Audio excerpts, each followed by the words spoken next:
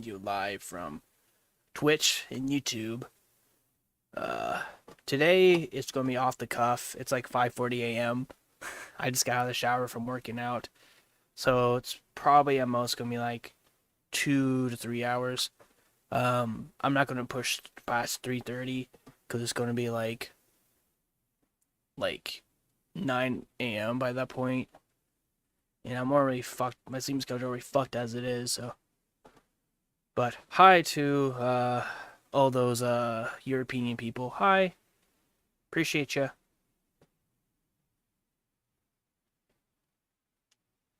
So, I think actually I'm watching some YouTube while I'm eating this. Actually, I probably shouldn't. Fuck.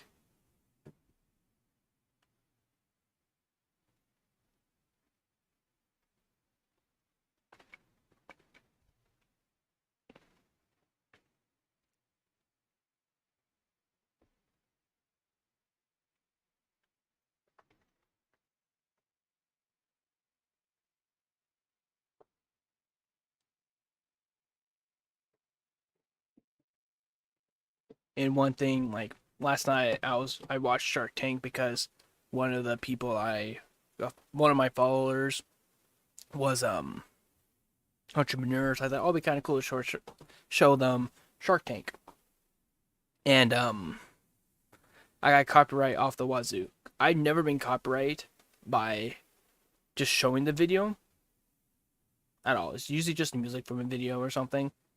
But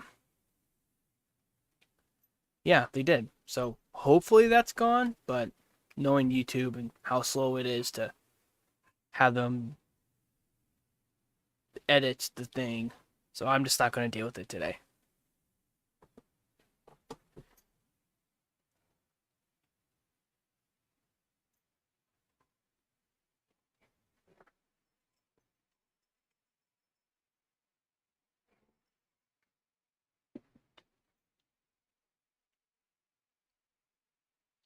I'm not going to eat food and watch videos, so forgive me for that.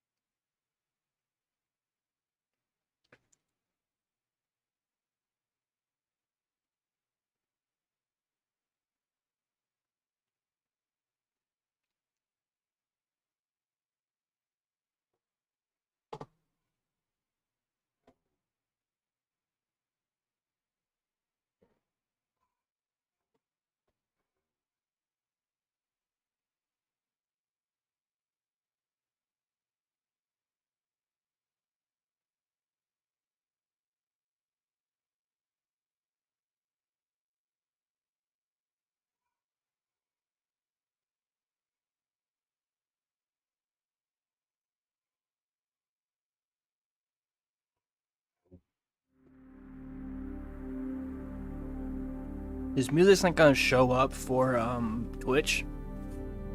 At least I don't think it does. So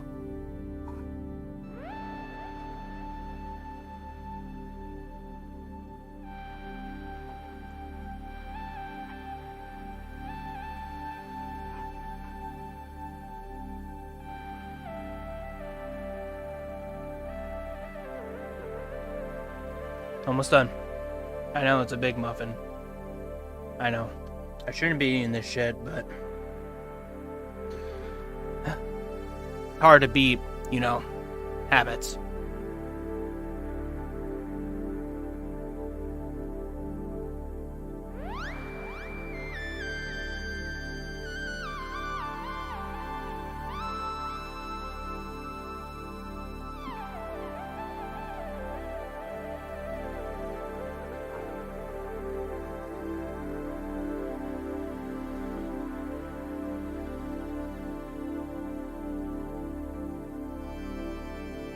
Hey, Shao, do you need to go potty? Alright, it sounds like a yes. Alright, so I'll be right back. I'm sorry. I know I just started a stream, but I'm not gonna have Shadow whine or scratch his back the whole time, go the whole time. So enjoy the music while I come back.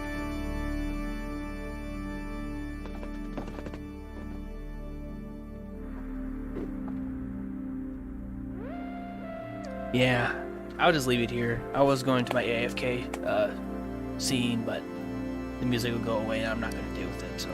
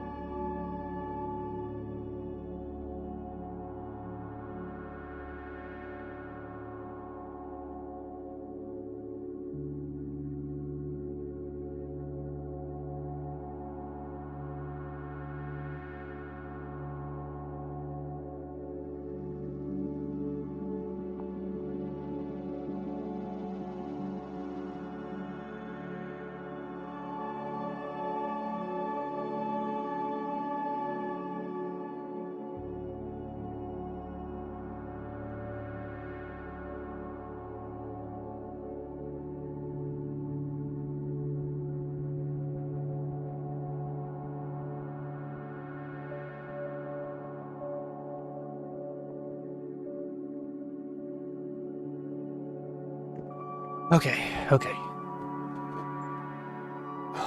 Almost ready. I'm hoping Twitch can hear this, but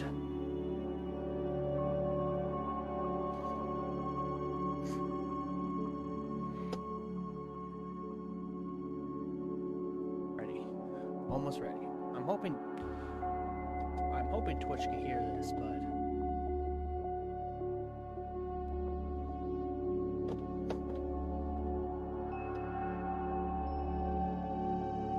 I can't tell if you're hearing this on Twitch.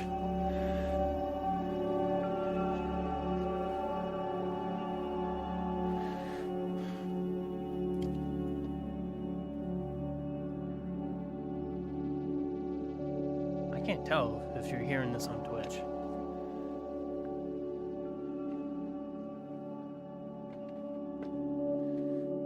Oh, puppy doggy. You can't have this. It's chocolate. We feed you crap all the time, but chocolate.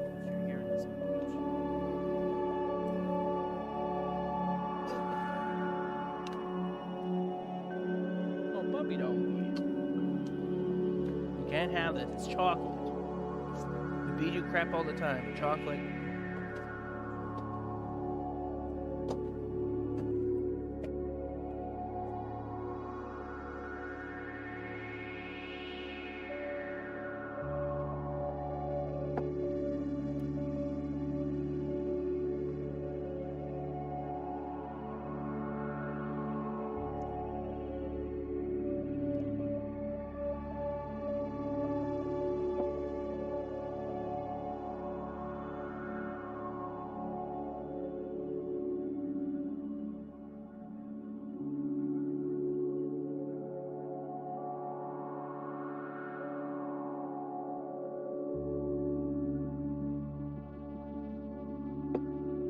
Alright, I know it was kind of gross, I'm sorry, but I can't really delay much longer. I gotta do something, you know?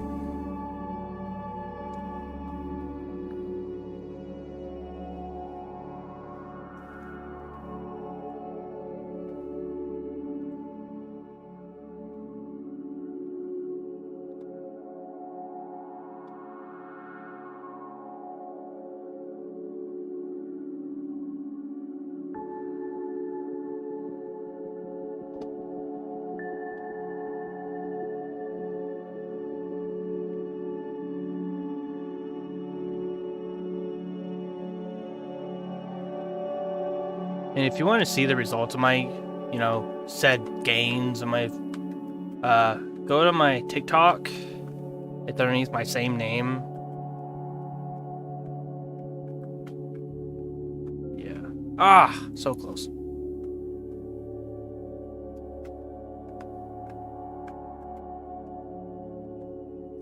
There's a couple of things I feel like I want to do YouTube. I kind of feel like I want to try doing the booktube route and reviewing like a novel, or at least part of a novel while I'm reading it. Or going through an old novel I read already, rereading it. And explain what the plot is and stuff like that. Is there that, or am I gonna do character work one where I am...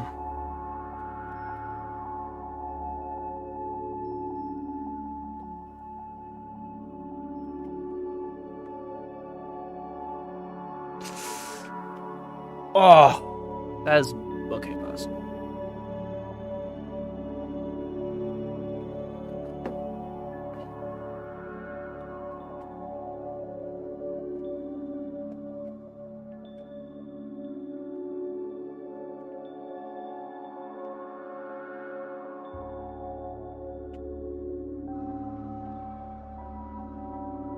Wow, that was super easy. What the fuck? Just literally turn it one way and it's super easy. Okay, fuck you. I'm not in the mood. Ugh.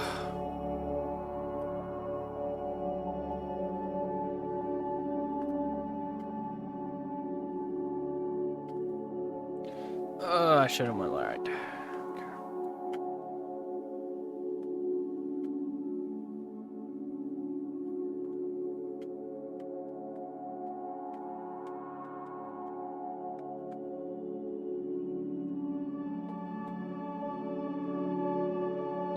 And I swear, if I get a copyright strike for this music that's literally on YouTube, I'm gonna... Ugh. I'm just gonna have to go No Music Andy again. Sucks, dude.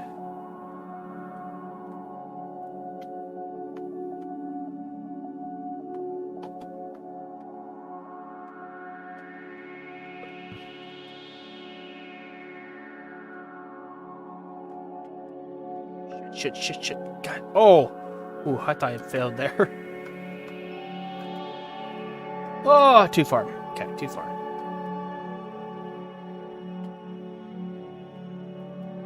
Because I chose this music, it really suits this game, you know? Dark ambient, gives like a spacey, like scientific feel. I wonder if I play Vsauce music it'll work, but knowing my fucking luck would be copyright struck at the wazoo. I swear, literally everything is.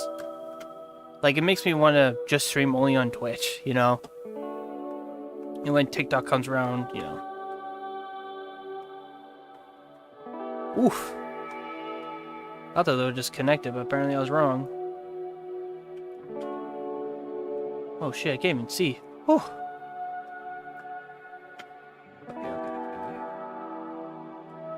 Okay.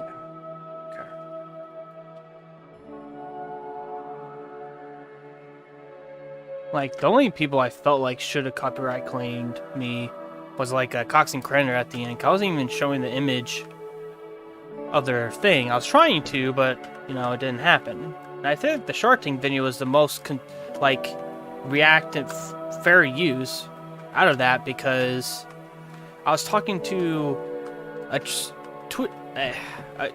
one of my followers, or M4EM435, like, because they're like a business person, you know. So I thought, you know, they're a business person, you could compare what he does.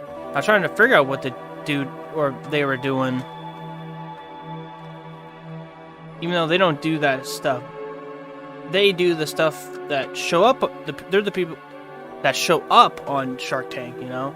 So I thought, oh, that's kind of cool, but and you still copyright struck it. But I don't know. Right now, since my YouTube channel is not monetized, I really don't have to care as much as I do. But it's just like once I get if I get monetized, I should say. Like, I'd rather have a clean slate, because if I had tons of pre-copyright struck stuff on my channel before I get monetized, they might not, you know, allow me to do it. And I do use the editing tool that they give us, but it takes like 3 centuries to get them all. So it just sucks. So I'm really trying to avoid copyright material. So at least, like, at the very least, the last like month's material, whenever I apply to be monetized,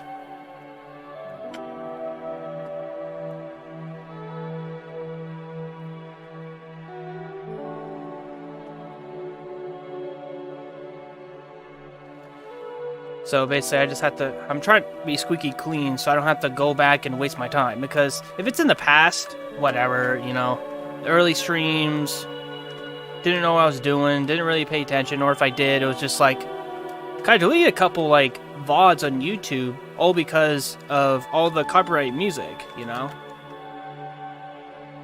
It's kind of weird. Some people like copyright like parts of a song that's not really theirs. It's kind of annoying too. I'm like, you don't own this music, dude. I 100% know you don't own this. It's like the caretakers everywhere at the end of time. Like, that's their stuff. It's so stupid that they copyright like literally 30 minutes of it for no reason. But like I said, it's not really worth it. These people... I swear, if that happens in a video that I use copyright-free music, because like the music I use from Canva.com should be copyright-free, and it says YouTube-friendly. At least that's what it tells me, but like...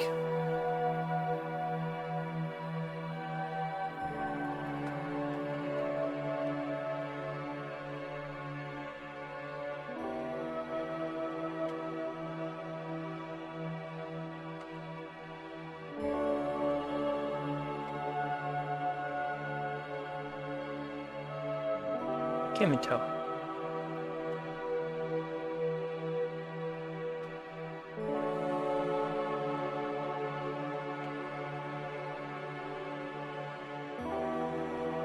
God damn it. Alright. I thought I was going to fail there. Yada yada yada yada. I don't know. I hope the music. I don't think the music's loud enough. Because I turned it down. Because when I first did, it was like, oh my god, it was super loud.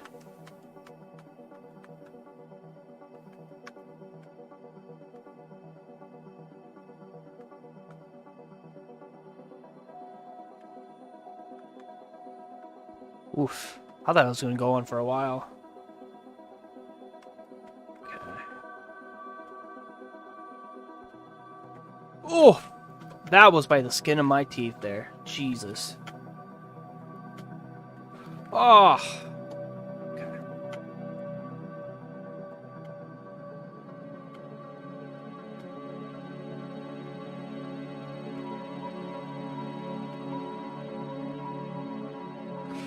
Oh! Yeah, I would just jump on those, but I feel like it's gonna take me a... Ugh. It's gonna take me an arm and a leg to get there, you know what I mean?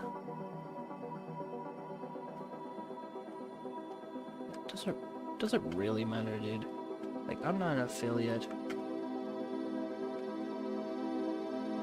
Does it really harm anybody? Like, it's such a niche game. Like, if it's not on, like... Sorry, I was just mumbling to myself. I was just mumbling if someone's mad at me, of like, oh, why are you using it? Why aren't you doing the right stream? Like, it's a run 3 category. I'm like, okay. Does it really matter, though?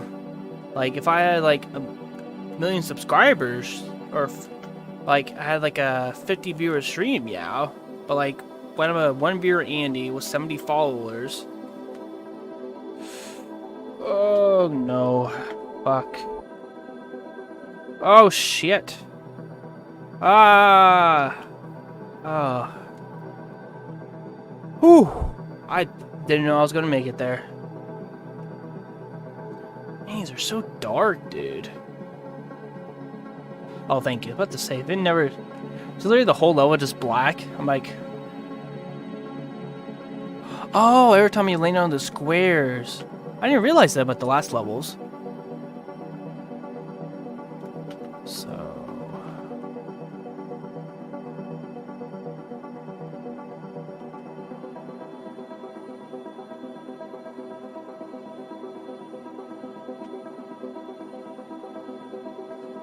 Okay. I thought I had to lean on it, so that's good.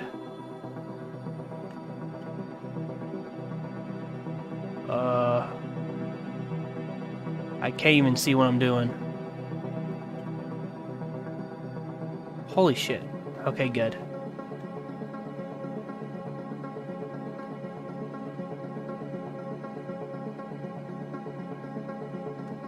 I guess it's called Low Power Tunnel, isn't it?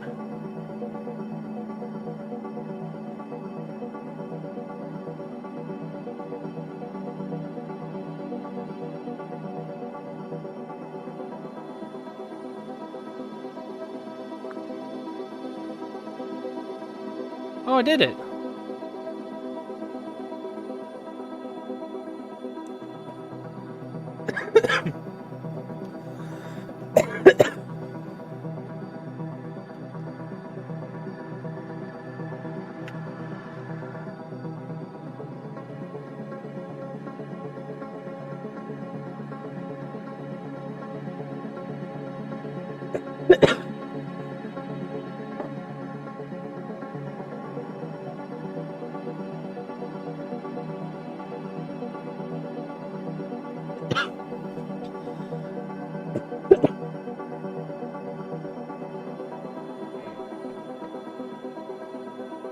Ugh. Drink that thing too fast.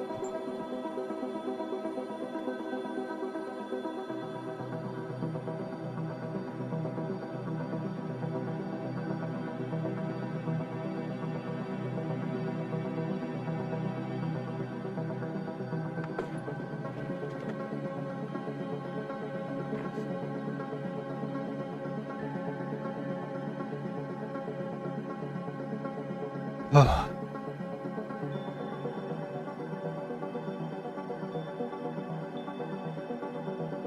Alright, I'm gonna grab a drink and be right back.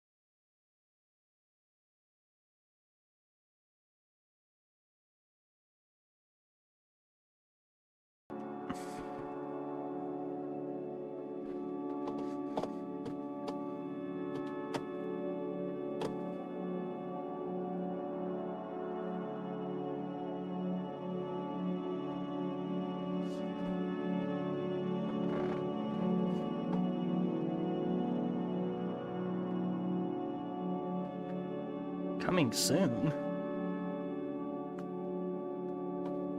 Alright, I'm just gonna listen to YouTube music.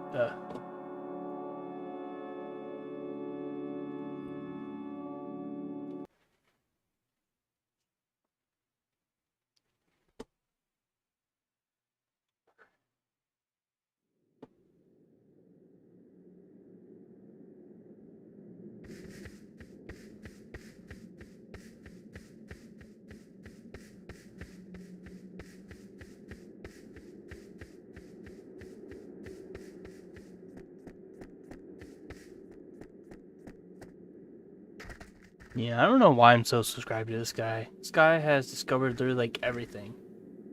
Oh. Oh, I assume it was like way up in the sky or something. I agree. What the hell?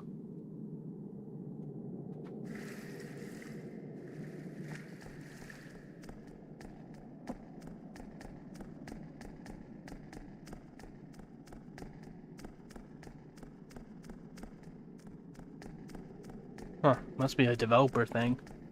Of course, this guy might as well just own the IP at this point, you know, how much he knows or they know.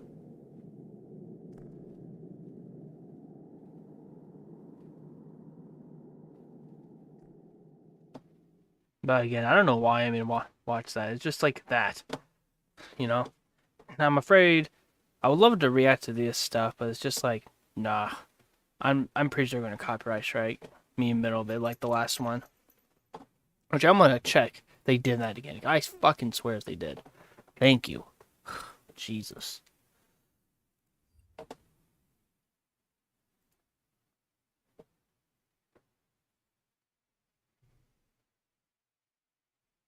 Bobby, I'm sorry I'm loud. I would, but I'm pretty sure I'm gonna get copyright strike by Disney. I'm just so fed up with. Man, I'm glad that video's there. But like I'm not getting more views. It's literally a stack of 1 and 3K, you know?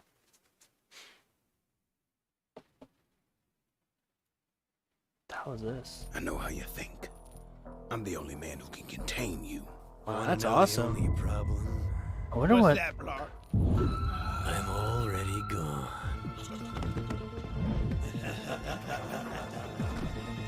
Wow. What the? He's in the goddamn wall! That must be a recreation of an old movie or something. God damn, dude. That was shit. I'm sorry, Bobby.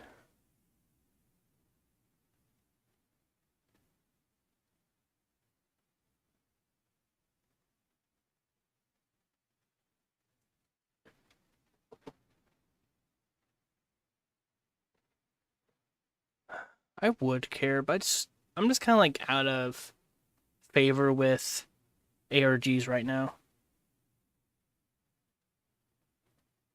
Okay, sure. The United Kingdom is currently going through one of the greatest crises in its entire history, and it's so severe it's unclear whether or not the country will end up surviving in its current form at all. The rate of inflation in Britain is currently the highest it's been in more than 40 years. Yeah, I'm seeing that on CNN or whatever when I'm working out at Planet Fitness.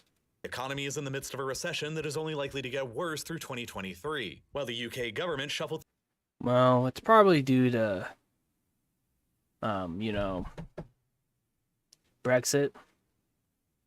Now they have to, their economy is just reset because of, like, I think a euro, like, I think maybe the euro kind of like fluctuated between multiple countries and stuff with their, it was basically a backbone. I guess they got rid of it since they went independent, I guess. Right, Bobby? Through 3 different prime ministers in a matter of only 51 days. And perhaps worst of all from the perspective of Westminster, Scotland continues to remain restless. A threat that can not only end up dissolving the entire country after more than 3 centuries of unity, but could also undermine NATO's entire strategy against the Russians in the event of a war. You see, back in 2014, the UK government granted Scotland the right to hold a referendum on independence for the first time in the country's history. Nice. And it only narrowly failed. 45% of Scottish voters back then voted to leave and become an independent country, while 55% voted to remain within the UK. But of course, I mean, that's true. I mean, it is what it is. People voted for it, you can't, my version, Scotland should be free and all that shit anyways, but, they voted to stay in, Like, you sad to see them go, but, or sad to see them not independent, like they should have been. referendum was held back when the UK was still in the European Union, before the Brexit vote that came 2 years later in 2016. During that UK-wide referendum on whether or not the whole country should remain in the European Union, 62% of the Scottish vote went towards remaining, making up a majority in every single voting area in the country. But England and Wales voted slightly more in favour of leaving, with the English vote being split roughly 53% leave and 47% remain. And because England's population is 5 times larger than Scotland, Wales, and Northern Ireland combined, that was enough to edge the entire. So Wales is a separate country. I thought they're the same thing. UK-wide vote just slightly more in favour of leaving, split roughly 52% leave to 48% remain. The entire United Kingdom was now leaving the European Union, and was taking Scotland along with it, despite the clear majority in Scotland wishing to remain. It then became clear that one way for Scotland to remain in the EU would be if they left the UK, and then reapplied to join the EU as an independent country. And so the case for another referendum on independence immediately began to gain more steam. Then in the midst of the Welsh. So, I guess you get a Welsh coin. I thought Welsh you could just walk in. Like, I guess in Europe with the EUs you could just use one passport for all the multiple countries, but I don't know. COVID-19 pandemic in October of 2020, polling in Scotland began showing for the very first time a narrow majority of Scots were then in favour of independence, with 52% in favour to 39% against and 8% undecided. And then during the 2021 parliamentary elections, pro-independence parties in Scotland managed to increase the majority in the Scottish Parliament. That encouraged Scotland's First Minister in June of 2022 to then propose a second referendum on independence. I mean, to be honest, like the COVID made everybody super either patriotic or super anti-patriotic and nihilistic. I became super fucking nihilist, dude. Goddamn. Like, I still feel like I'm still going through it. Especially with my, recently getting COVID and setbacks and all the jobs and just so much disillusion, So it's kind of cool that they've started voting like that. But I think I heard this stuff before, Independence that was tentatively dated for the 19th of October 2023, 9 years after the first referendum had been held. But then just a few weeks ago, the UK Supreme Court. I don't know, I'm kind of like tired high a little bit. Because I'm like, it feels like I could go to sleep, but I know if I go to sleep, I'm not going to go to sleep, Even though my brain's like mush, so he's used referendum, and I'm just like, what? Goddamn. Unanimously ruled that Scotland has no right to host another independence referendum on its own without the approval of the UK government in Westminster. And by that, they really mean without the approval of England, the country that's so democratic. Yeah. I mean, you lost your shot, dude. That's just sad but true. That's all it is.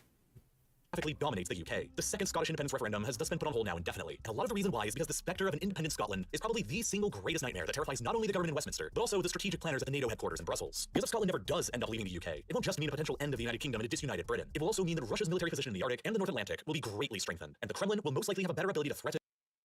Hey, what's up, dude? It's been a while, hasn't it? Yeah, kind of taking somewhat of a break from Ratchet and Clank. Of course, it's like 6 a.m., so... Are you I forget, where are you from again? Are you from, like, Czechoslovakia or something? Or that's a different Twitch user? And disrupt the NATO alliance in ways that it has never been capable of doing before. Here's what I mean. The first thing we need to consider is what happens to the rest of the United Kingdom if Scotland leaves the country. And the first major consequence will be what would happen to all of the UK's oil and gas reserves located in the North Sea. Beginning back in I guess that's true. I didn't think about that. I was more thinking about, like, oh, they're going to take half of their economy, too. So there's, like, oh, even more inflation. 1970, large commercial-grade offshore oil and gas reserves began to be discovered within the British Maritime Exclusive Economic Zone of the North Sea. They would eventually reveal that the UK controlled the 31st largest reserves of oil in the world, an amount that is roughly on a par with the Republic of the Congo, one of the members of OPEC. Understand? Jesus. The more I know.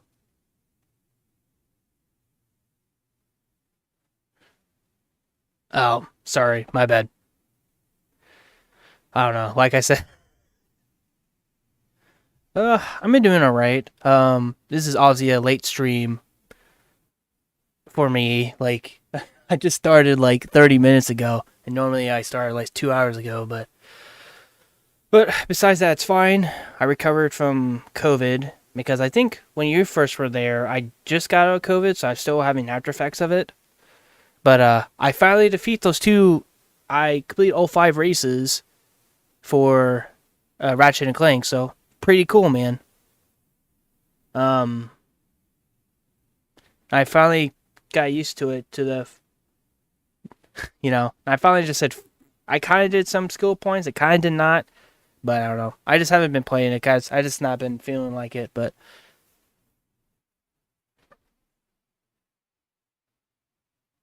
Yeah, true, yeah. I made a couple of I put it on TikTok when I did them, complete them all. I was just like, bruh. It's like literally, I did a whole stream of doing it for like 6 hours. I think that's when you came along, right? And, and then literally the next stream, I did it the first try, or second try, in Barlow, the 4th one. And then I did the 5th one, like, again. It's just like, not the same night, the next stream, but like, I just, coming back, I was like, fresh mind. I was just like, boom, boom, boom. And I basically just memorized that map so hard. And I did get the skill point for both of them, though. Jobo and also Barlow as well. I got the skill point. Jobo was so easy, though. Literally just did the 3rd bracket race, hover bike race there, and was easy. Like, I got it just winning once, so it's just, that was kind of easy. So yeah. I'm not sure if I'm going to do 100% run at that, but just recently I just been reacting to like a couple YouTube videos. Oh yeah. God, dude. There's no way I could do a wrench only run. I would have to memorize each level and still not fuck up. Like, to me, like, I could see something happening and then react to it even though I know what's about to happen. Yeah. God. Yeah, so basically, recently I've been doing whatever I'm doing. I made a couple of other YouTube videos that are 4 or 5 stuff, kind of pseudo essayist, and then at the end of the streams, yeah,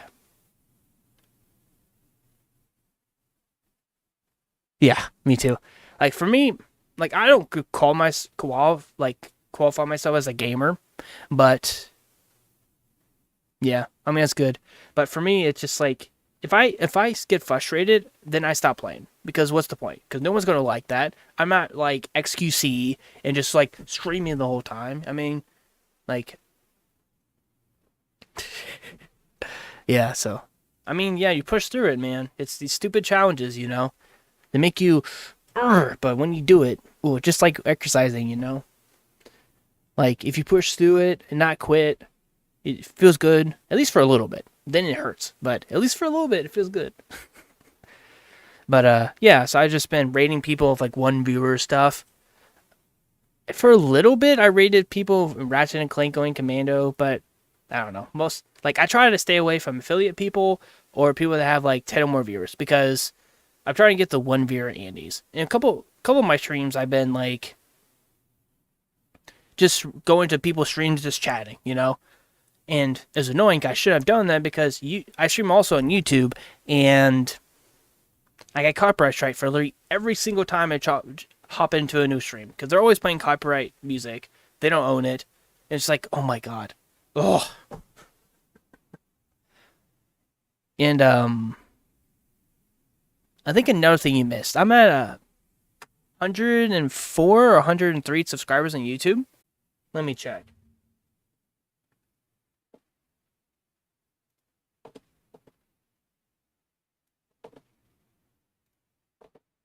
Yeah, 104 subscribers. I think it's pretty good. Um, but anyways, so how you been? How's your baking and stuff doing? Right, 'cause that's what you do. You're a baker. You start. I think last time you talked to you, like, oh, I just started work at 9 a.m. or something. And today is.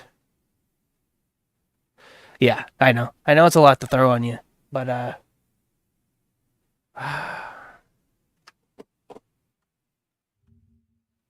Czech Republic.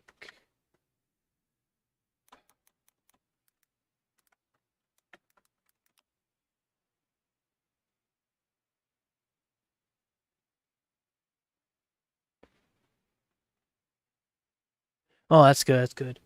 It's 12:30 p.m. for you. Oh shit. So you're like 6 hours ahead of me. Okay, that makes sense. Okay. I thought you were like, for some reason, I thought you were 3 hours ahead of me.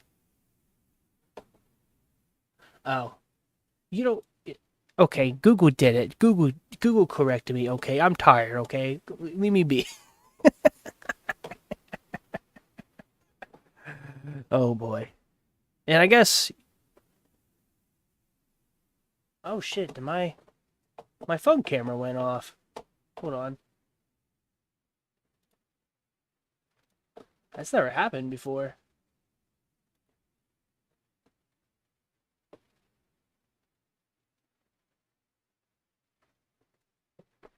What's going on?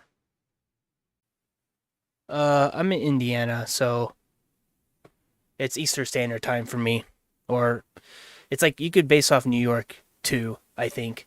Even though there's I learned that there's two different types of Eastern Standard Time. And I'm like, what's the difference? They say the same time, but there's name different. So, yeah. Indiana. Time. Yeah, so. Which, yeah. It's kind of weird. So,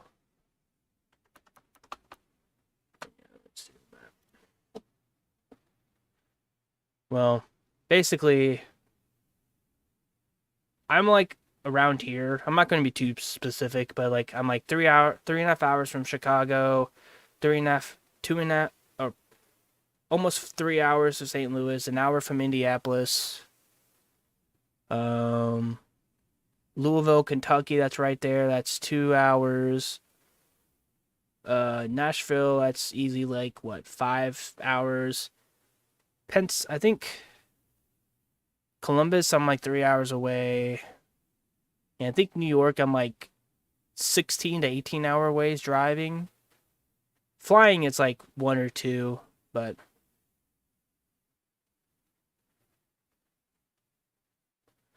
um, the closest big city is Indianapolis, and that's like an hour or so away.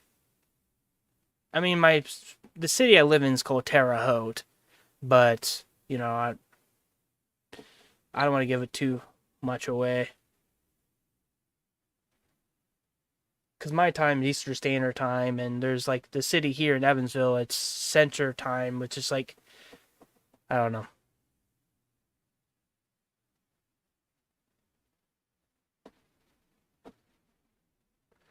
But yeah. What, you're gonna ask for my social security number and cell phone number now too? I'm just kidding. I'm just kidding. Yeah. So for me, it's six. I'm like 6 hours behind you. That's all that matters, really. I really should be asleep, but I don't know. Woke up at 5 p.m., which was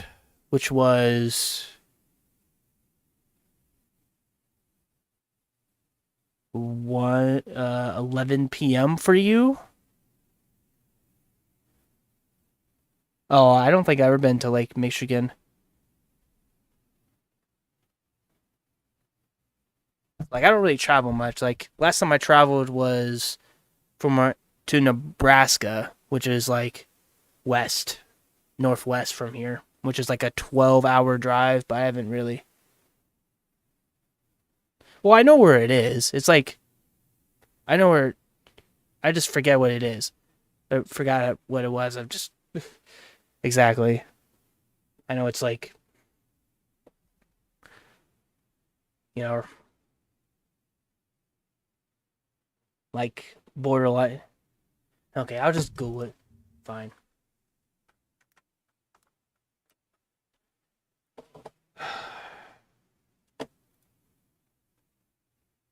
Yeah, that's what I thought. It's like I thought it was like, yeah, this area I thought you was probably. I thought honestly my head is Slovakia. That's in Czech. They're different, but I don't know anything. You know, I don't know.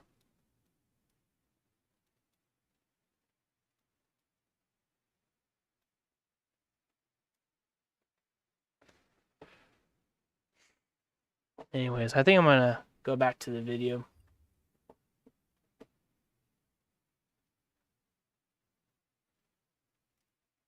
Finally, these North Sea reserves quickly became a central foundation for the modern British and Scottish economies. The 1980s, British oil and gas revenues from the North Sea had hit their highest levels when adjusted for inflation, around £35 billion a year in today's valuation. And over time, the industry would pay hundreds of billions of pounds in taxes to the British government and support hundreds of thousands. Jesus. I don't know. I don't know if people actually pay. I wonder if it's people are. Oh yeah, 3 a.m. So that's. So for me, that's 9 p.m. for me.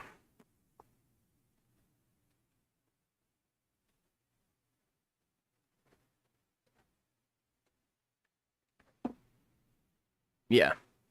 It depends where you are because like I said, Southern Indiana, it could also be 8 p.m., I think. Or they push the time back, so yeah, it'll be 8 p.m.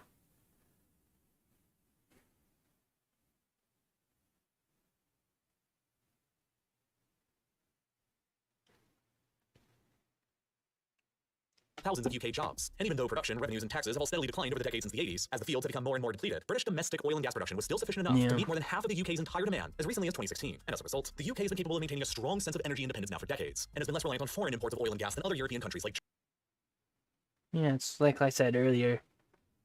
Like, yeah, I guess without, if Scotland separates from England, then it's going to be like cut their shit in half, their economics in half. Germany. And I really, I think to the title and stuff, it's like I doubt they're going to side of Russia versus Ukraine and all that stuff right now. There's no way. So I don't think there's going to be a real problem if they do separate from England and go back to EU, but it would just suck for England. And that has given the British government a much higher degree of flexibility in its foreign policy. As an example, before the Russians invaded Ukraine. Actually, no, it's Britain. My bad. UK was only importing 4% of its gas and 9% of its oil from Moscow, compared to Germany's Russian supplied imports of more than half of their gas and 40% of their.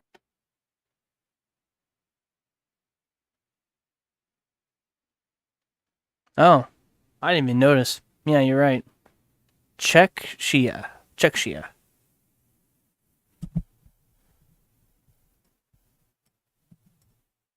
No. I'm not gonna get into your state's politics, but like, so why did they change? Yeah, I don't know. I don't really pay attention. I hardly pay attention to politics. The only time I really pay attention to politics is if I find it on YouTube occasionally, or or I see it on like I don't actually watch it. I just more see the titles and stuff for my workout and Planet Fitness. Yeah.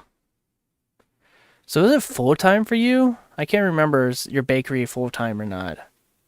It's been a while, at least a couple weeks or a couple weeks. I don't know.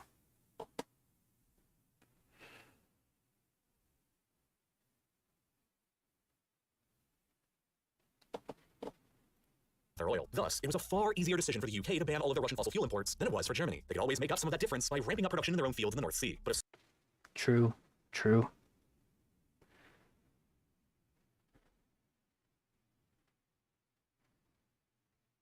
Scotland never ends up leading the country. It'll take the entire domestic British oil industry along with it. This is because, as an independent country, Scotland would be entitled to its own maritime exclusive economic zone, or EEZ, just like every other country, and would most likely end up looking something like this. All of the maritime resources within this zone would then belong to Scotland. And remember, That's kind of a funny shape. It reminds me of like in Silent Hill. I'm not sure if you played those games, but like the upside down mannequin leg ladies from Silent Hill 2. I guess further on games too, because after 2 they just sexier. Oh, 8 to 5 hours. 8 to 5 hours. Nice. So you're like on a break? Czechia. Zakia.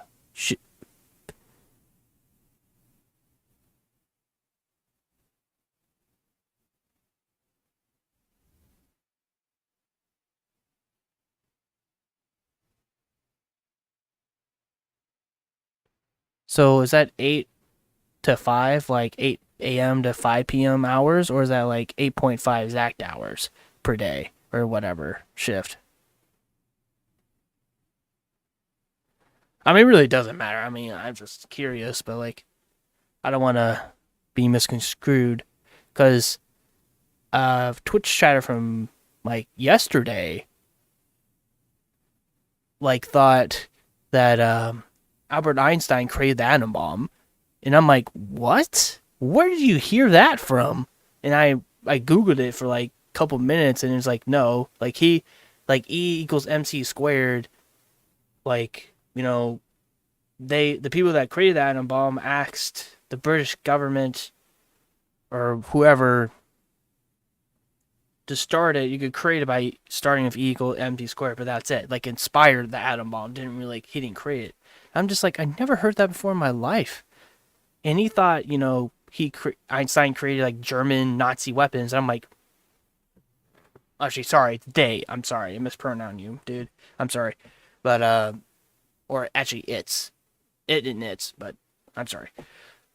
So I'm just like, I don't know. I mean, he was a good, they were a good person, but like, goddamn, dude.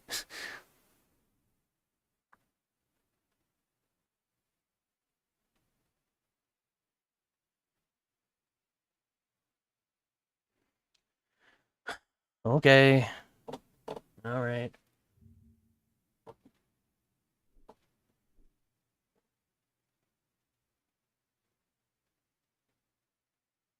8:05. We should be there. Yeah, whatever. It doesn't matter.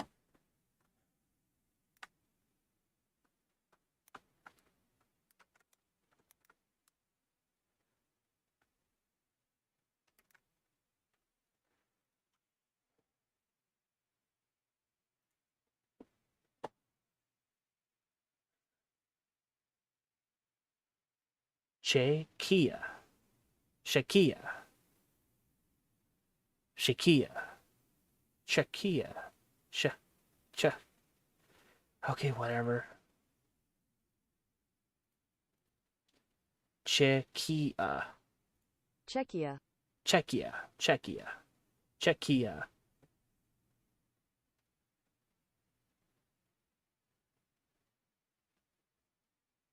Czechia. Czechia. Alright, I'm getting bored of this. It was kind of cool when no one was here, but now...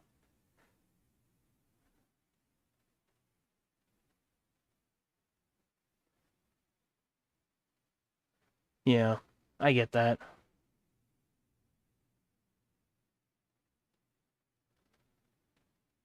Um, now what to do? Oh, I'm just afraid on what video to watch because I was watching Shark Tank and they copyright struck me right then as I was watching it yesterday. And it was kind of annoying because the dude I was talking about earlier was like, I was trying to tell him because he was like, there, I'm sorry, was an entrepreneur like the people that show up on Shark Tank. They own a couple businesses and stuff. So it's just like, I was trying to do that. It's like, I'm pretty sure, like, it was the most, like, fair use thing I probably ever did in reacting to a YouTube video. It's not just me like, oh, that was cool. Oh, I didn't know that. It was just annoying. And I hate copyright stuff on YouTube because it's like it takes forever for them to edit it out, you know? And I don't even know that if it goes away or not. Like sometimes it shows, but just I don't know. Ugh.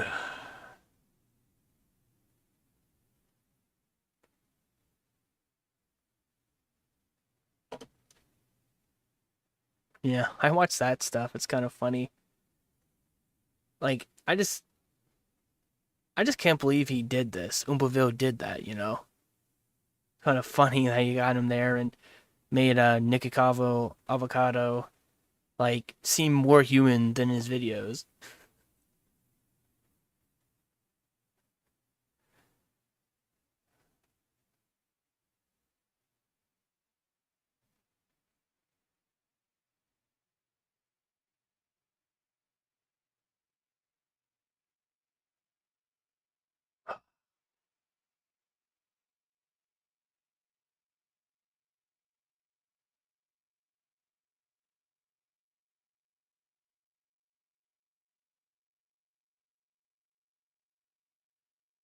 Yeah, I don't know.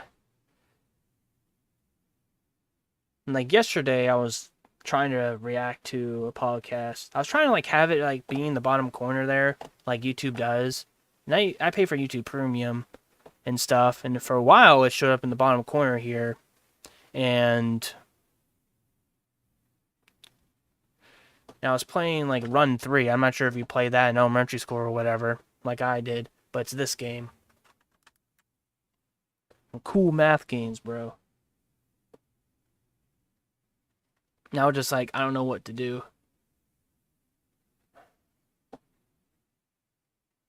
Or like what I could do, more like what I want to do.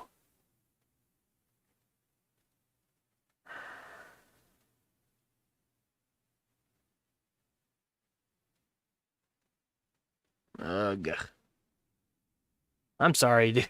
I'm really sorry, man. This is the way I get. If I'm either super tired or like anything, or when I first wake up or something, I'm super undecisive and it takes me forever to like I know what my goal is, but it takes me like 3 hours. Like, it takes me like 30 minutes to finally get there. For walking back and forth, doing other random stuff, I don't really do like. Oh, I could do this. I could do this. I could pick up this. I could pick up this trash. I could vacuum this here. I can put this. Okay. I'm not sure if I'm gonna be back.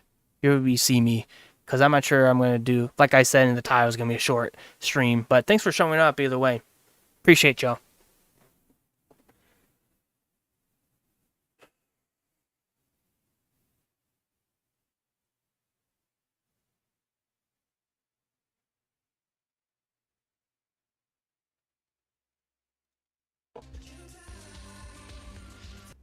Oh shit, forgot about that. Yeah, nope. I'm not risking that.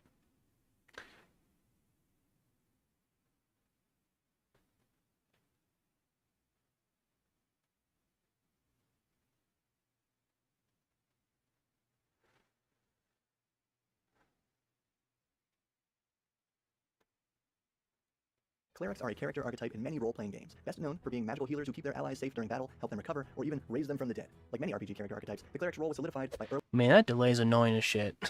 Like, I respond to your stuff right away because that's when it shows up, and then you don't see me until like 2-3 minutes later. It's annoying as fuck.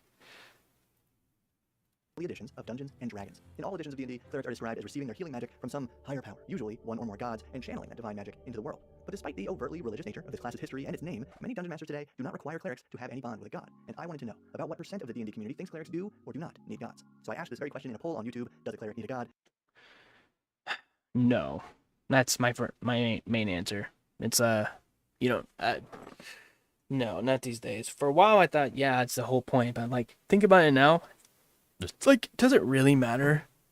Like, you play D&D to have fun, you know? It's not like it matters. Like, you just grow up a character and just make shit up as you go. Fly by the seat of your pants. That's just my perspective. Like, it doesn't, like, as long as you're not being a dick to everybody else and overpower gaming every single thing and being a nuisance, then it's like, bruh. And it quickly became the most divisive question I've ever put into the world. I'll share the result in a minute, but please go ahead and write a comment with your response. That's another thing too. Like, I should probably have a Twitter and advertise my stream or advertise my thoughts just so people get clicks and show up on my stream. But just like, I don't want people like threatening my life just because I say pedophilia is bad. You know?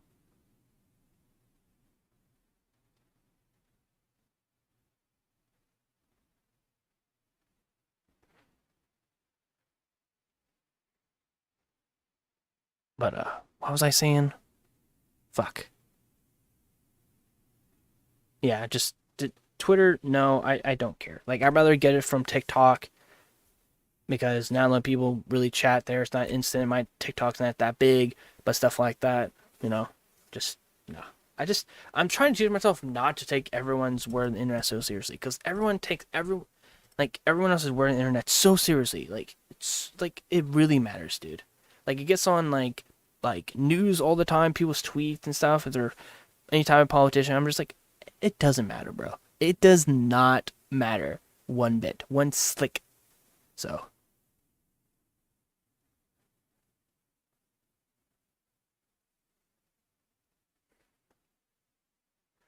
God damn, okay. I'm reading Turbo Diesel's, like, chat again. Getting distracted. Then feel free to edit it later if you change your mind over the course of this video. My goal, however, is not to change your mind in one way or the other. Instead, I don't know. My point of view is like, if you don't, it's really up to my real point is like, it's really up to your party and DM and stuff. Like, if the DM's world says like, hey, if you're a cleric, you have to really to a god. You can't just will it up like a lot of people are doing these days. Then that's on you. Like, especially if it's session 0, if you don't have a session 0, that's really all on you. That's kind of your fault there. But, you know, just, like, go by what the world is, you know? Don't just, like, I don't know. And also match what the party needs, which I'm, like, I'm kind of against the idea of, like, oh, you should, like, fill a role of your party. Like, do it if you need to, but, like, even if you don't, like, most people probably don't care. If you're playing there, extra player is going to help you pass along these challenges a lot more than just having, like, oh, you need a cleric to have some healing spells. Or, like, I need a wizard to do casty spell magic or something. Like, for me, it's like, you just have another player, just help it out. One extra brain person behind a character, they're catching up their ideas and stuff, could pass through almost anything, you know? Even though I don't think I'll ever run, like, a big table thing. Like, at max, I would do a 6. Kind of like Dimension 20, but, like, nah. Yeah. by exploring the history of clerics in Dungeons & Dragons, you'll see that even the game designers have changed their minds from one edition to another. So my goal is to investigate what parts of the cleric class have changed and what parts have stayed the same over the last 50 years, and then share the comments from that D&D community poll expressing the variety of playstyles people have used and are currently using to have fun with clerics. Because I'm Bob, this is where we learn how to have more fun playing D&D together, and here's the result of that poll: does a cleric need a god? Out of the first 4,000 people who responded, 50% said, yeah, duh, and 50% said, wow. It split the D&D community in twain. I will point out that by 12,000 votes... Wait, how's that controversial then? Like, controversial is like one way or the other, dude. Well, I guess some... Nah had a 1% lead in the poll, but that's almost certainly negligible. And neither side is exactly right or wrong here, although people on both sides did try to provide arguments for why their side was factually correct. And this is where it got interesting. Many people started citing D&D rulebooks for definitions of clerics and their source of magic. But That's the fault of them. You don't resource the books because it's by per your DM. That's the whole thing, you know? It's based on your DM and party stuff. Doesn't matter what the lore is, unless your DM group you're playing a rules as written thing, Forgotten Realms, like Hunt or Critical Role or something like that, their world, like that's written down to a T, you're doing it precisely, then it doesn't matter. You know, resourcing back stuff before, because you're playing, unless you're playing like 3.5 or 2 or advanced D&D, advanced 0.5 D&D or whatever it is. If you're playing that system, yeah, but referencing a previous thing, to me it doesn't matter anymore, because like D&D 1 D&D or D&D 5th edition, like, or more like just like you just do what you want to do. D&D is like an all-encompassing thing. You can do anything you want with it, even though yeah, it's going to cost you a lot of money to get into, especially the books. But you know, it is what it is. polls, by definition, are for collecting opinions. The full text of my question even said, do clerics need gods? Grace and I discussed this question in the most recent episode on my other channel, and I want to see what the community thinks. As in, not what the rulebook states, or I would have just looked it up myself, but then I got curious. What does each edition really say about this? Let's begin at the beginning. 1971 Chainmail. Rules for Medieval Miniatures by Gary Gygax and Jeff Perrin. Many RPG historians consider this wargame supplement to be the beginning of Dungeons & Dragons. It introduces classic fantasy elements like wizards and orcs, but this booklet doesn't actually mention clerics at all. As it turns out, the cleric first appeared in Gary Gygax and Dave Arneson's 1974 publication of Original Dungeons & Dragons, aka OD&D, or The Three Little Brown Books. In Volume 1, Men and Magic, the cleric is one of only 3 character classes, alongside fighting men and magic users. Yeah, that's what I don't understand. Like, why only 3 players? Like, it makes 0 sense. Like, if you're doing like a choose your adventure novel, like, sure, but like only 3. Like, there's so many combinations of fantasy things. I don't know why they stuck with 3, because I think the first D&D and Advanced D&D did that too.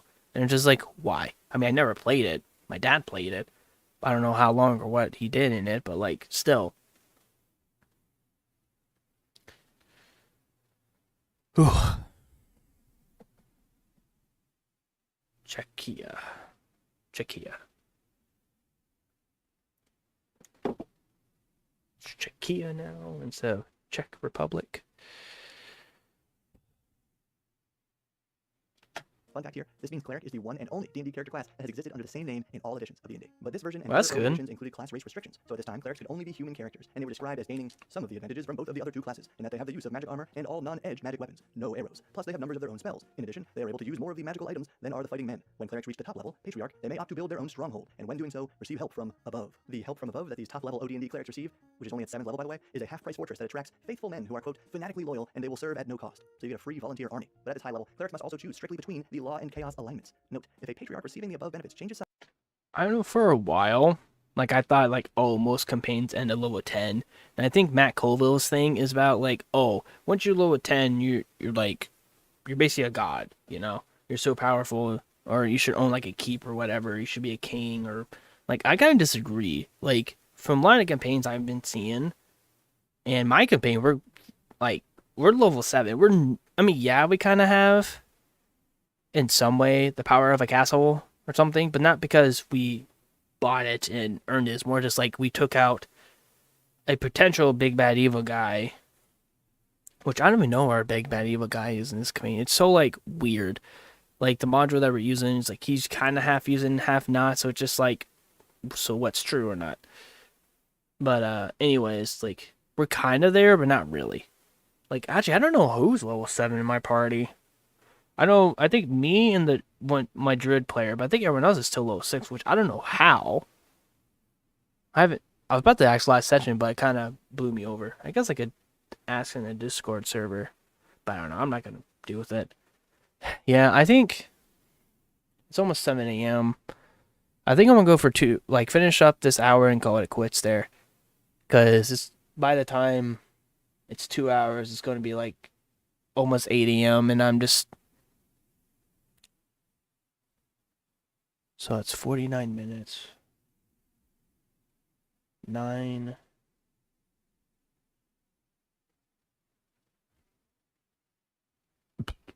That's exactly 7:40. Or 7:41. Is when 2 hours would be. So I think I'm just going to end it there because I'm not really not in the mood, and I want to have my sleeping schedule. Like my goal, the best sleeping schedule would be if I didn't have to sleep like 8 to 12 hours. But that's been my mindset lately. If I did that, I would love to go to bed at, well, I already passed it, but like latest 6 a.m. and then wake up at 2 p.m. Like 2 to 3 p.m. Honestly, I would like to wake up or go to sleep at 3 p.m. and wake up at 11, you know, because, more of the day and I could do stuff and don't have to use my flashlight to record my puppy vlogs. But, yeah. Besides, all the benefits will immediately be removed. Looking at these spells and features, we see that this first publication of the cleric included class mainstays like curing wounds, creating and purifying food and water, detecting evil, raising undead, and turning away undead monsters. You may have also noticed the cleric's weird restriction against using edged weapons. That comes from Gygax reading about the historical Bishop Odo and fictional Friar Tuck from Robin Hood, who both wielded blunt weapons. There was a popular idea from Gygax's time that medieval holy men were forbidden by the church from using blades in battle so as to avoid shedding blood, and I don't know how that would have worked, but apparently there's not any hard evidence behind this idea besides the tapestry of Bishop Odo holding a club, as if that has any bearing on your fantasy game anyway, so your cleric may as well fight with a sword. Besides that pseudo-historical inspiration and the name, cleric, is a member of the clergy, there are mostly religious undertones in this original publication of the cleric. It doesn't mention serving a god at all, only getting help from above, which is then described as the cosmic alignment forces of law and chaos being able to take away the cleric's gifts if they switch sides. So where did the cleric really come from? Obviously it was developed between the publications of Chainmail and OD&D, and from this short period, we have anecdotal records of the very first clerics appearing in the home campaigns of Dave Arneson, the less often credited co-creator of Dungeons & Dragons. Now before I tell you about the first cleric character ever played, back for one more video, we have a sponsor that I was drawn to for their conservation efforts, because part of every purchase goes to global reforestation charities, and so far they're responsible for planting display established holiday game called, wait for it, Sir Fang. This villain, directly inspired by old school Dracula, is why clerics can famously use holy symbols to turn undead. So between Arneson's vampire hunter cleric and Gygax's pious warrior cleric, we ended up with a cleric that had slightly watered down themes of divinity for the first few years of D&D. Then in 1977, after Dave Arneson split ways with the company, both the Holmes Basic D&D set and the Advanced Dungeons & Dragons rulebooks, aka AD&D or 1E, brought religion to the forefront of the cleric. And it's interesting to wonder that if the tables were turned, Gygax left and Arneson stayed, would the cleric today be more focused on vampire hunting than mimicking medieval warrior priests? Yeah.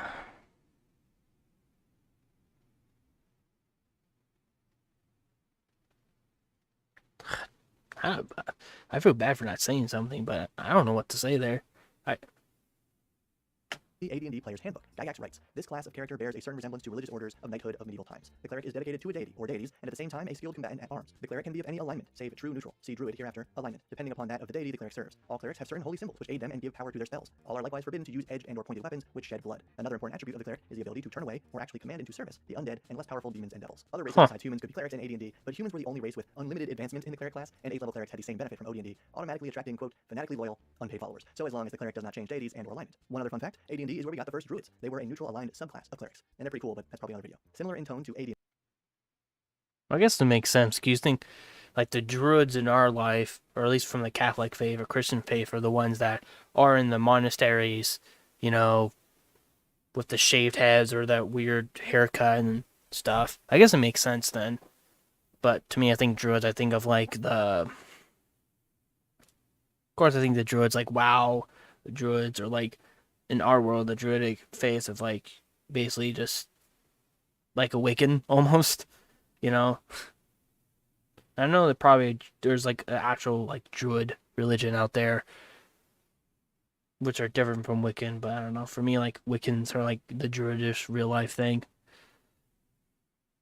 D&D, the Holmes D&D basic set, also released in 1977, starts its description of clerics with, clerics are humans who have dedicated themselves to one or more of the gods, maintaining that class race restriction, and then summarizing the cleric's restriction from using edge weapons and their ability to turn undead. Now, there are a few versions of basic D&D, so let's also look at the one with the coolest cover, Frank Mincer's. A cleric is a human character who is dedicated to serving a great and worthy cause. This cause is usually the cleric's alignment. For example, a cleric may be dedicated to spreading law and order. In D&D games, as in real life, people have ethical and theological beliefs. This game does not deal with those beliefs. All characters are assumed to have them, and they do not affect the game. They can be assumed, just as eating, resting, and other activities are assumed, and should not become part of the game. Okay. They're just saying like, oh, checkmate, atheist. That's what that means in our modern lingo. That version seems to draw the hardest line against role-playing religion of any edition of D&D, and it's weird to imagine a version of D&D that never involved role-playing, eating, or resting. Let's fast forward to 2nd edition AD&D. Clerics had the same main features: divine powers to heal and turn undead, limited weaponry, and attracting, quote, fanatically loyal followers. Man, they really love that phrase. This cleric also had a strict penalty for religious transgressions. This cleric receives his spells as insight directly from his deity. The deity does not need to make a personal appearance to grant the spells the cleric prays for, as a sign of and reward for his faith. So he must take care not to abuse his power, lest it be taken away as punishment. But the 2E designers did suggest replacing deities with alignment once again, saying, in the simplest version of the AD&D game, clerics serve religions that can be generally described as good or evil. Nothing more needs to be said about it. The game will play perfectly well at this level. This trend continued in D&D 3.5e, where clerics could now be of any race and any alignment, as long as it matched their god or was one step away from their respective deity's alignment. And some clerics devote themselves not to a god, but to a cause or source of divine power. These characters wield magic the way clerics devoted to individual gods do, but they are not associated with any religious. Okay, so I guess that's the more modern take there. That's what we do. But our modern take is base it on your DM group. That's it, you know? Like, you don't have to follow any of these rules. They're just a guideline, just to help, say, a more realistic-ish, like, game. That's it, you know? Institution or any particular practice of worship. Again, stating that the broad cosmic forces of alignment are an acceptable alternative to using a specific deity or deities. This is kind of mentioned as an option in 4E as well, but everyone knows we're not supposed to talk about 4E, so I'm like, finally, the edition that most D&D players are playing today, 5E. The player's handbook says, as you create a cleric, the most important question to consider is which deity to serve and which principles you want your character to embody, which seems pretty cut and dry in favor of using deities. But the 5E Dungeon Master's Guide states, in rules terms, clerics choose domains, not deities, so your world can associate domains with deities in any way you choose. And not all divine powers need to be derived from deities. Some clerics devote themselves to ideals rather than a god. Once again, providing an alternative to using deities, but in other words, since Mentor's basic set in 1983, the idea of your cleric substituting alignment for gods has only been mentioned as a footnote in the core rulebooks of Dungeons & Dragons. But those are just the core books from those editions. Over about 50 years since OD&D, hundreds, if not thousands, of D&D rule supplements have codified and popularized very different ideas, not to mention how all fantasy media over these decades has shaped how much or how little the gods influence the homebrewed fantasy world that we use in D&D. 50% of people today say clerics need gods, 50% say they don't. So let's round out this discussion by looking at some written responses to this poll. This one made me laugh. Does a warlock need a patron? Bob, did you forget your coffee this morning or any meds? Now, if you ask if a paladin needs a deity, that would be a swift no. And a very similar comment. It needs to be a full god. If it's a smaller entity, you're a warlock. If it's just your determination, you're a paladin. This is interesting because the paladin and warlock were added after the cleric, but multiple people commented citing the existence of these other two classes as reasons that the cleric must worship a greater deity. I understand what they're saying because there is heavy overlap between these classes, so it feels like we need to draw the line somewhere, but I don't really think we need to make up these arbitrary. I mean, my thing is, there's so many subclasses and stuff now, and like 1 D&D or D&D 5e, that it doesn't really matter, because you call yourself a warlock, but there's like, it's more like your subclass. It's like WoW for most of retail. Is like, oh, you're a fire mage, you're a ice mage, you're a arcane mage. You know, I think that's what D&D 5e is like. You're more like your subclass, or if you're multi-class, you're a blend of things. Or I guess you're officially called what most of your levels are in, then the side ones, whatever. Or if you're just a complete clusterfuck of different subclasses, then you're just, I guess, whatever you choose, theatrically or thematically. Distinctions between greater or lesser deities and so on. Conceptually, not mechanically, but conceptually, these three classes are the same thing. They're all spellcasting warriors empowered by supernatural forces. And if it were up to me, two of them would just become subclasses. Then here's one from somebody who seems to have read the 5e DMG. Obviously not. You can easily just worship a domain. Well said. But what does this mean to worship a domain? Is it a god or gods? Is it some other supernatural force? They didn't explain further, but someone else cited books on the subject perhaps worth checking out. This was extensively explored in 2nd edition. Priests of whole pantheons, priests of philosophies, priests of a force such as an element, forgotten realms, fates, and avatars, and spelljammers treatment of the subject were pretty good. Yeah, and a few people commented about the 2nd edition Dark Sun setting, which is an official D&D setting that has no deities whatsoever, but it still had clerics. Obviously, those clerics didn't need deities. They worshipped elemental forces. Yeah, you know,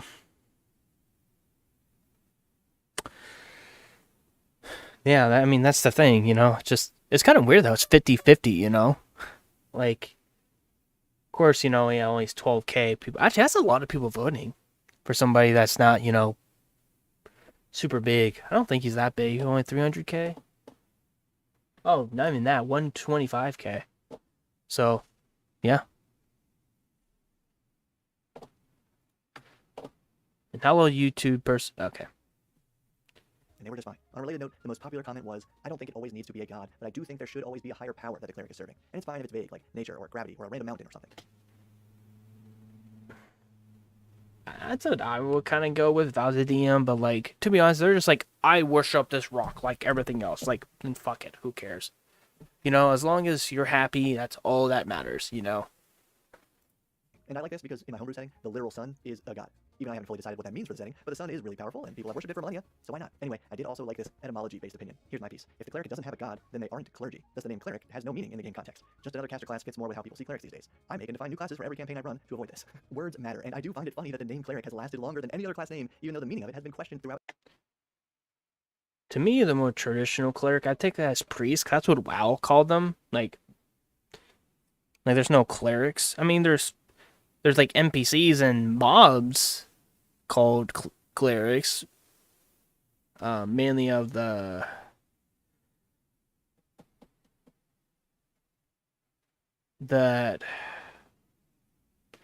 church Scarlet Monastery. The Scarlet Monastery people. Like, their clerics are there.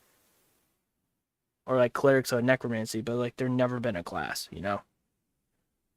So just like the last comment said, then it's like I'd just rather keep it up to myself. Like I call it whatever I feel like. Like, sure. If that helps you, that's fine. That's just Its entire history. Still, I don't think it'll ever change at this point. Every class name feels very locked in, and frankly, Wizard of the Coast probably has way too much merchandise with the word cleric slapped on it to start calling it something else. But how about a fun-based opinion? Having a god makes it a lot more fun for RP. And I agree, because one of my favorite characters ever that I played was a barbarian, not a cleric, but I wouldn't say so. I think it's more fun to not be a cleric and not have a god, because then they're like, what the hell you pray for? I'm like, well, this dead toad belonged to another cleric, and I just keep tradition going.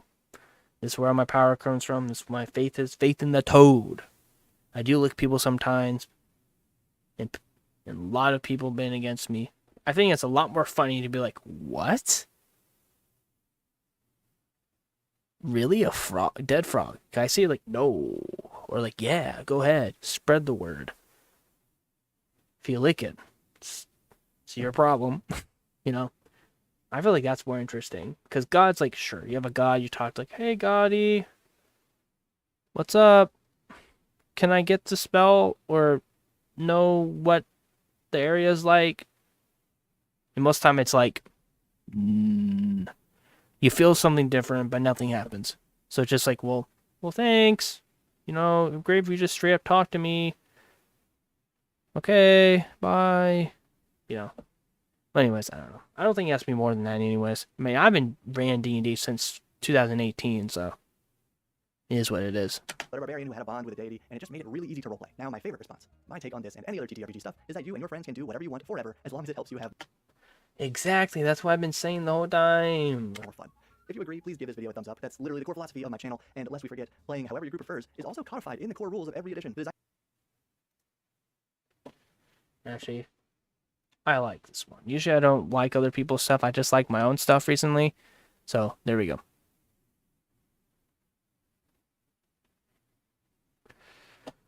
Oh, okay.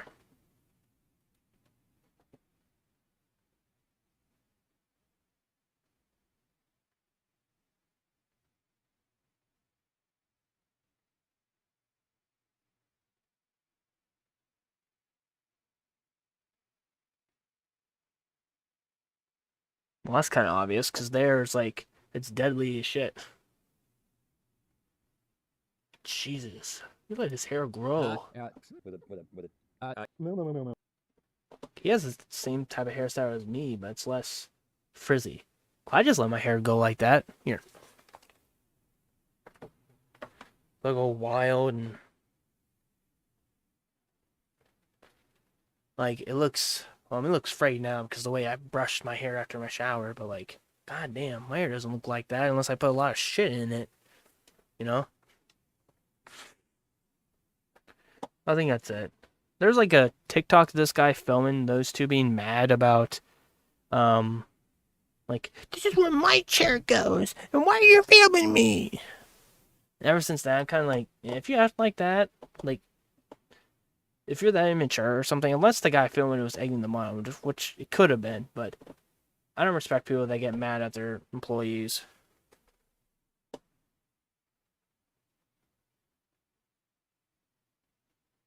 Okay.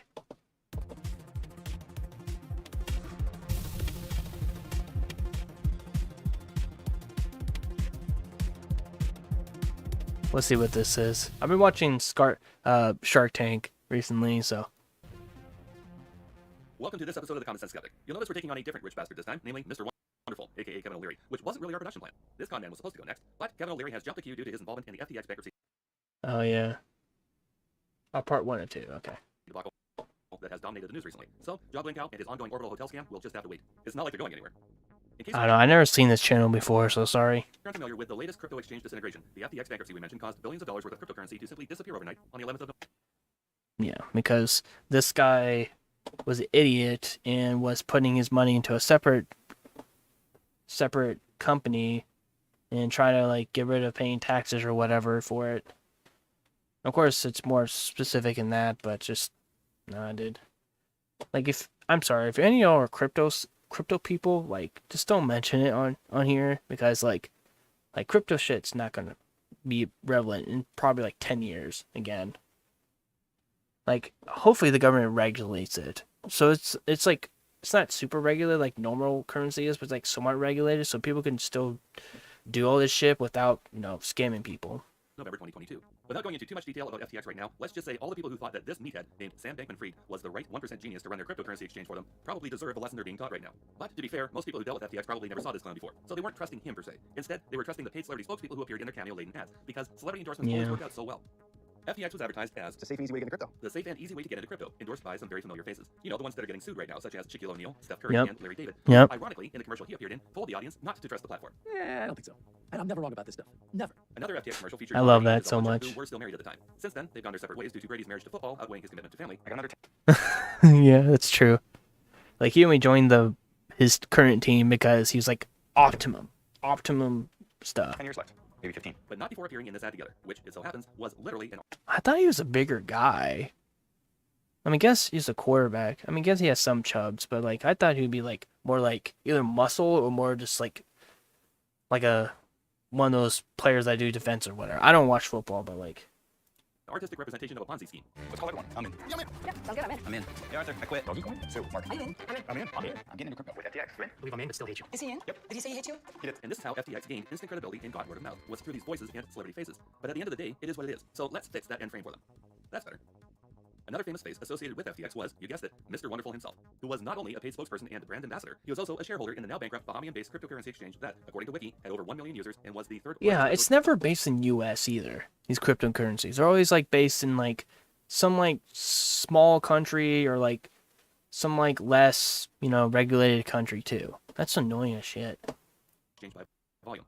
Ironically, the genius businessman O'Leary insisted on being paid for his celebrity endorsement in crypto. So O'Leary is now crying the blues about how much money he lost and how he's done with crypto and how the whole crypto industry, if you can call it that, needs to be regulated. But just a month prior, this is how he was selling FTX to people following his advice at Converge 22. I have to disclose, I'm a paid spokesperson to FTX and a shareholder there too, as we mentioned them, and big advocate for Sam because he has 2 parents that are compliance lawyers. If there's ever a place I could be that I'm not going to get in trouble, it's going to be at FTX. Funny story. Yeah, you say that now. Sam's parents, Barbara Fried and Joseph Bankman, aren't compliance lawyers, like at all. Both of them are law professors at Stanford, and to hear their critics make the claims, they're about as corrupt as they come. Some of the headlines coming out recently could be used to support that premise, since Barbara and Joseph received a $16 million mansion in the Bahamas from their infamous son, which he now claims was meant to be for FTX staff. Conveniently, the Bahamas is where the little criminal has been hiding out since all this went down. O'Leary, for his part, has been in the news cycle constantly with various takes on Sam, FTX, his parents, and his own involvement. And it was this series of events that reminded us O'Leary has been overdue in receiving his own episode. So, here we go. Let's show you how he got here. Yeah, I hate this dumb ass take. He's like, well, I like it that only like 3% of the people in the whole world have all the money in the world. That inspires people. I'm like, really, dude? Like, even if you're good in finance, that's just a dumb take. Like most people in the world don't want to be super millionaires like you. They'll like it for like 3 seconds and realize like, oh yeah, people are gonna like want to ask me for money all the time. So they're like, I just want 100K. So people don't assume too much on me, but don't assume too little. Like, I can still go on vacations, but I'm not like, I can't buy like a Mercedes or there's fancy cars, I could if I spent, saved up, but like, I like the good space, So that take is so dumb because there's so many people that are like extremely homeless. Like, I live in a fucking terrible place, really. Like there's only like the suburbs are the only real place where houses look nice.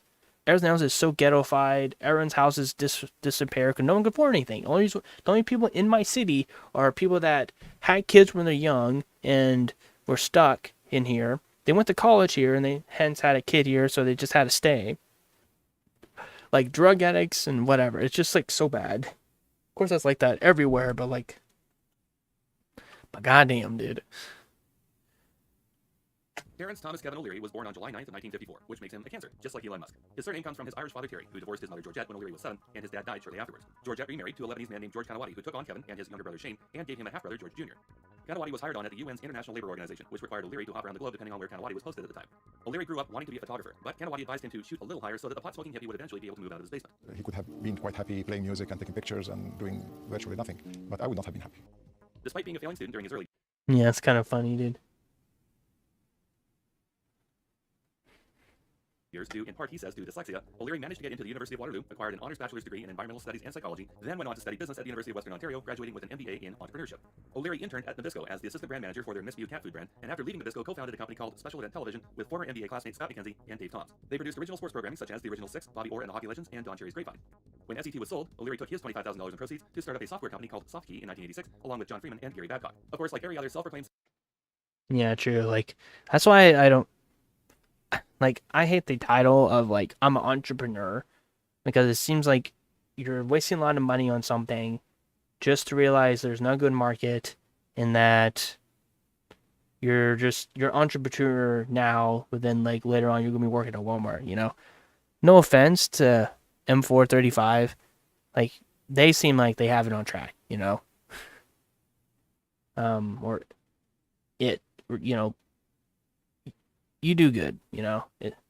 You sound like you're financing, you're working all the time, you're doing everything good, but a lot of feel like they put entrepreneur in their, like, Twitter bio or Tinder bio. They're just like, I don't have a job, so I'm trying to make something work. Kind of like, theoretically, I'll be in that same boat. Like, I'm trying to make something work, you know? self-made asshole out there, the only one mentioned in the wiki entries is the person making that claim. But Softkey was a software company, and Freeman was the partner with previous computing experience as the creator of a printer program for printers and plotters. Without him, there's no product for that company to sell. When it came time to expand the company, an unnamed venture capitalist that O'Leary had lined up to provide them with $250,000 backed out at the last minute, so Kevin had to beg his mom to save him by providing $10,000. This money was to cover payroll until the fledgling company could release their IPO, and at that point, they're just playing with everybody else's money. Softkey's MO was to approach printer manufacturers to bundle CD-ROM versions of their software with the printer hardware, assuring distribution. But Softkey did not produce their own titles other than the printer plotter operating system. Instead, Softkey bought rights to application packages and distributed them under its own key label. By 1992, they were distributing 35 different products in this manner, but in 1994, the company was struggling, and that's when O'Leary started to expand into edutainment games. In the 1990s, buying up your competitors was all the rage, and when Softkey acquired the Learning Company in a hostile takeover bid from the original founders Ann McCormick, Leslie Grimm, and Terry Pearl, Softkey absorbed the product line and the company name, then relocated their entire operation to Wow, the O'Leary Learning often talks Company? about how his TLC created such titles as Reader Rabbit. That is the $4 billion basement. That is where Softkey Software Products began. We turned into the Learning Company and we sold to Mattel. Right there. Rita Rabbit and Uncle Kevin together. It was just wonderful. However, O'Leary was in no way responsible for the creation of those characters or software titles. Leslie Grimm was inspired to create Reader Rabbit based on the methods of a well-known local teacher, and Rabbit was released on Apple II for the first time in 1983. The new TLC also famously bought Broderbund Software, who had bid against Softkey in the original TLC deal, and they also bought NECC. For the low cost of only $420 million, Broderbund gave TLC, Choplifter, Loadrunner, Karateka, and Prince of Persia, among other titles, all of which originated on the Apple II, along with Jesus. Only one game I know of that. Poor the thing. utility program, the Print Shop, Print Master, and Mavis Beacon Teaches Typing. Broderbund also gave them this famous title, which was adapted into a cartoon series running from 1992 to 1999, and a kids game show with this earworm theme song. Carmen San Diego. That will be in your head all day now. MECC, True. Minnesota True, Education it would be. Consortium, cost TLC another $370 million to obtain titles such as the Oregon Trail and other trail titles, the Muncher Educational Series, Storybook Weaver, and Dino Park Tycoon. So Softkey and TLC under O'Leary expanded their library of titles not by So does he make TLC the Learning Channel as well?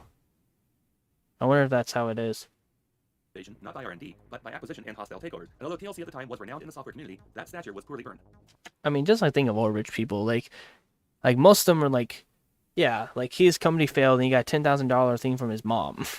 You know, it's just like, it's not, I mean, it's family and it's kind of nice that she did that, but like, that's where most of these people that are millionaires come from. They come from a rich family or a rich-esque family that had a lot of money anyways, and they're just like, hey, son, you do it too, you know?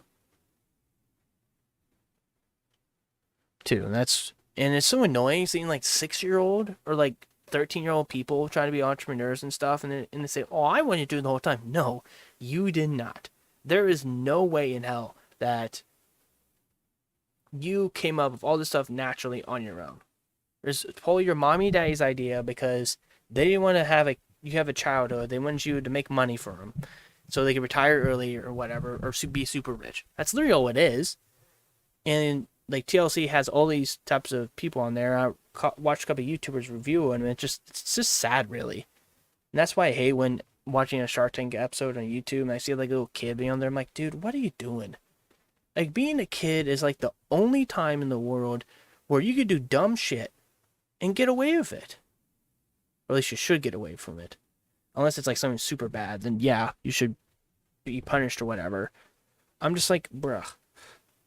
That's when you learn and have fun, and that's where you gain and lost a lot of friends. You do a lot of sports or, extracurricular activities. It's just like, I just don't understand this world, at least in the United States of America. Like, everything has to be profit, profit, profit, profit, profit, profit, profit. Like, you can't make big project things without, making it profitable. You can't just make big things just for entertainment. It has to either have a purpose. It has to have be political, or it has to make money. It's just like, I don't know. It's pathetic. The shareholders at TLC knew it, and they played it smart with their sale. They knew that SoftKey's financials were a disaster, so they insisted on an all-cash sale instead of the stock-for-stock proposition offered to them. Shares were bought outright at $67.50. However, unvested share options were transferred into SoftKey shares. That deal added $100 million in debt to an already weak financial position. SEC filings showed that TLC suffered net losses of $376 million in 1996, $495 million in 1997, and another $105 million in 1998. Moreover, TLC's accumulated deficit topped $1.1 billion by the end of 1998. Nonetheless, their revenue figures managed to attract the attention of Mattel, the biggest toy company in the world. Their CEO at the time was Jill E. Barad, one of very few women leading a Fortune 500 company in 1999, and at 48 years old, was comparatively young for a CEO. She joined Mattel in 1981 as a product manager and moved up through the ranks until on July 1st of 1997, she occupied both the chair and CEO offices at Mattel, in no small part due to the fact that she was largely credited with the icon status achieved by Barbie. At that time, Mattel faced marketplace pressures that Barad needed to reverse, and it was her opinion that entering the educational software industry through this acquisition was going to be easier than starting such a division from scratch. So without performing, I guess that's true. On December 14th of 1998, Barad announced that Mattel would be acquiring the learning company in a stock-for-stock merger that was unanimously approved by both boards. However, the value of the deal seems to be up for debate. When it was originally announced, the deal was set at $3.8 billion. Other articles, including on Wiki, now value the deal at $4.2 billion, with others reporting it as $3.6 billion. And the Shark Tank opening credits tell the O'Leary story like this. Kevin O'Leary is a venture capitalist who started a software business in his basement, which he eventually sold for $3.2 billion. Apparently, $1 billion falls within a margin of error for deals of this size. Regardless of the value, shareholders voted. I mean, I guess that's $1 billion, dude. With Mattel stock closing that day at $28.25. O'Leary came with this deal, becoming the president of Mattel's TLC digital division, overseeing 3,000 staff, expected to make $800 million per year in revenues, while he took home a $650,000 annual salary. And while his misleading promo materials would have you believe O'Leary achieved billionaire status from this transaction, his total take from the sale was only around $11 million. We'll break down that total for you shortly. So, as the Globe and Mail accurately stated, O'Leary isn't a billionaire; he just plays one on TV. Shortly after this deal closed, the finances of TLC started to unravel, and the division that was supposed I guess to that's generate $2 true. million per quarter instead lost $105 million in the very next. It's kind of weird that TLC doesn't, own Shark Tank. It's owned by Sony. I learned that from the copyright stuff. And they have like the Sony logo in this very tiny corner where you could click to subscribe or something. This unexpected shortfall, according to the Wall Street Journal, resulted from bad debts due to discontinued distributor agreements and a failed licensing arrangement that was supposed to bring in that $60 million every quarter. One of the bigger issues faced by Mattel was that TLC had previously been putting nothing into R&D for new titles, and in order to bump up their figures before the merger finalized, TLC shipped out thousands of outdated titles wrapped in new packaging to their vendors, a sketchy practice referred to as stuffing the channels. When these units were shipped out, TLC counted these units as units sold, but when they didn't sell, the vendors were able to return the units for full refunds, which Mattel now had to honor. Losses were in the hundreds of millions of dollars. And O'Leary knew these massive product returns were coming, which is why in August of 1999, both O'Leary and his chairman at TLC, Michael Perrick, sold the majority of their own respective shares 2 months prior to that earnings report to pocket $5.9 million each before all the shit rained down. The third quarter earning report outlining these financial horrors was released after hours on the 1st of October 1999, a Friday. Mattel shares closed at $19 that day. When trading resumed the following week, Mattel stock dropped to $12 on Tuesday, October 5th. This 41% drop in share price I was born March 4th, 1999, so that's like 1, 2, 3, 4, 5, 6. It's like 6 months, I think. Oh, 6 months old. billions from Mattel's market capitalization. The chaos caused by this transaction lined Mattel up for more than a dozen shareholder lawsuits that converted into a class action, claiming gross misrepresentation on the company's behalf with regards to the TLC acquisition. The following month, in November of 1999, O'Leary was fired, 6 months into his 3-year contract at Mattel. Ooh. Not only was he obviously incompetent in the role as president, it became very apparent that O'Leary had been cooking TLC's books from the very beginning. Yet, despite being fired, O'Leary walked away with a $5.2 million severance package, as did his co-conspirator, Perrick. The $11 million that O'Leary made from this deal are a combination of the $5.9 million worth of shares he sold in August and the $5.2 million severance that he got when he was fired. When the 1999 Mattel calendar year was tallied, losses in the TLC division totaled $206 million, which caused Mattel as a company to report a company-wide annual loss of $86 million. On February 2nd, 2000, the CEO... And if Kevin O'Leary was, like pathetic like that crypto boy or whatever, old man that acts like a child and sues to bully any lesser content creator, like, he would sue them. But Kevin O'Leary does not seem like that type of person. He seems like he's trying to be like, besides this FTX thing, a relatively, like, normal acting rich person. Bo Barad was forced out of the company, since the deal concept and execution was largely her doing. She made out all right, though. Her $50 million compensation package provided her with a $1.2 million annual pension for the next 10 years. Jo Barad was inducted into the Toy Industry Hall of Fame in 2014 due to her previous contributions to the industry and for her philanthropy in establishing a $25 million donation from Mattel to rebuild the UCLA Children's Hospital. But despite her previous superstar status, Barad's dealings with O'Leary. What the hell is that? Did she literally make an art piece off of her? Man. Looks so real for a second there, but no, that's literally like a statue. What the fuck? Cut her career at Mattel short, just shy of her 20th anniversary. As a quick aside, can we just ask, what the hell is that thing? That's just creepy. In the aftermath, Mattel announced on March 10th of 2000 they had to lay off hundreds of people, including 500 working at the Learning Company division, amounting to 16% of their workforce. By this time, the company stock had bottomed out at $9.06 on the day that the layoffs were announced, after which Mattel began I was 1 and 6 days old. back on modest gain. However, Mattel was forced to sell the TLC assets later that same year for a 99.4% loss, taking a gift of charity, $27.3 million, from Gore's Technology Group on September 30th of 2000 for a software division that had been losing Mattel $1 million per day. Gore's eventually sold the company off piece by piece. And in 2002, Mattel finally settled the lawsuits brought against it by shareholders that were disgusted with the toymaker's acquisition of the Learning Company, paying out another $122 million in penalties and $13.5 million. Yikes, dude, what the fuck? Conveniently charging $120 million of this total to their D&O insurance policy, thus ending this very dark chapter of Mattel's history. So now, when you hear Kevin O'Leary brag about how he sold his $4 billion basement software company to Mattel, you know exactly what he's bragging about. He's bragging about being the head architect of one of the worst deals in merger and acquisition history. Yet after Kevin O'Leary single-handedly destroyed the educational software industry, he somehow wound up on the very first panel of Dragons on CBC's Dragon's Den, a show that first hit the airwaves in Canada in 2006. And this is where Kevin O'Leary unfortunately became a household name. When we come back for part 2 of the Kevin O'Leary story, we're going to take up... Okay, I'm gonna use the restroom, and then, I mean, I think I'm just gonna go in people's chats and, like, mute them, and I'll just kind of low-key explain what they're doing as they're talking, but if I'm not gonna, focus on it, like I said, I'm gonna go to 2 hours. I'm sorry.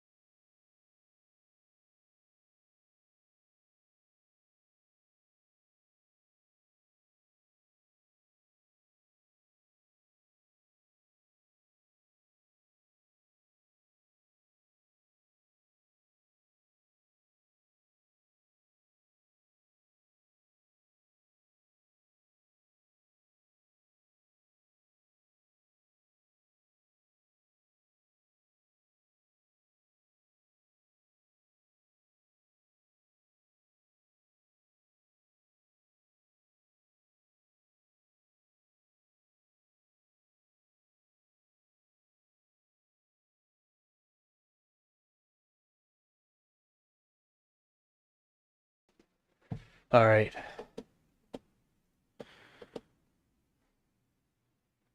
I mean, this one's freaking easy.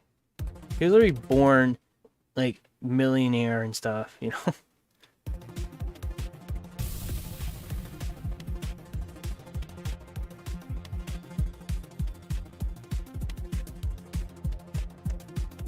Actually, let me check if that shit happened again.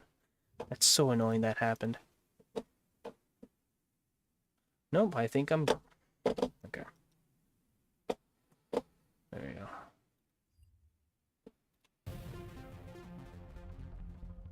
Welcome to this episode of the Common Sense Skeptic. Earlier this month, Elon Musk was declared to be the richest man in the world, and his fanboys celebrated this questionable achievement by shoveling even more of their hard-earned cash into Tesla's inflated stock price. Yeah, I know. It's like every crypto person is like begged Elon Musk forever to be like, please, please, please. I'm just like, God, this person's so out of touch. It doesn't even matter. Like he fucking bought Twitter as a meme and he was forced to do it. It's like, man, you're so dumb. So what better way for us to kick off the new year than to demonstrate how Musk accumulated his reported massive wealth, and how Musk is probably the least worthy individual to ever hold such an honor. But first, we're going to start off this episode with a bit of an origin story of our own, and the reason why the Common Sense Skeptic channel came to be. Our crew are all fans of technology who grew up on a steady diet of science fiction. We followed along ever since Buck Rogers and Battlestar Galactica, the original series, were putting out new episodes. Back when $5 bought popcorn and a $2.50 Tuesday admission ticket to Star Wars in the theaters. Star Wars, Star Trek, even Star Wars. So would it surprise you to learn that we used to be fans of Elon Musk? It's true. Spotting him in Iron Man. What do you mean we? Are you and your whole team doing it, or is this like this social identity disorder or something?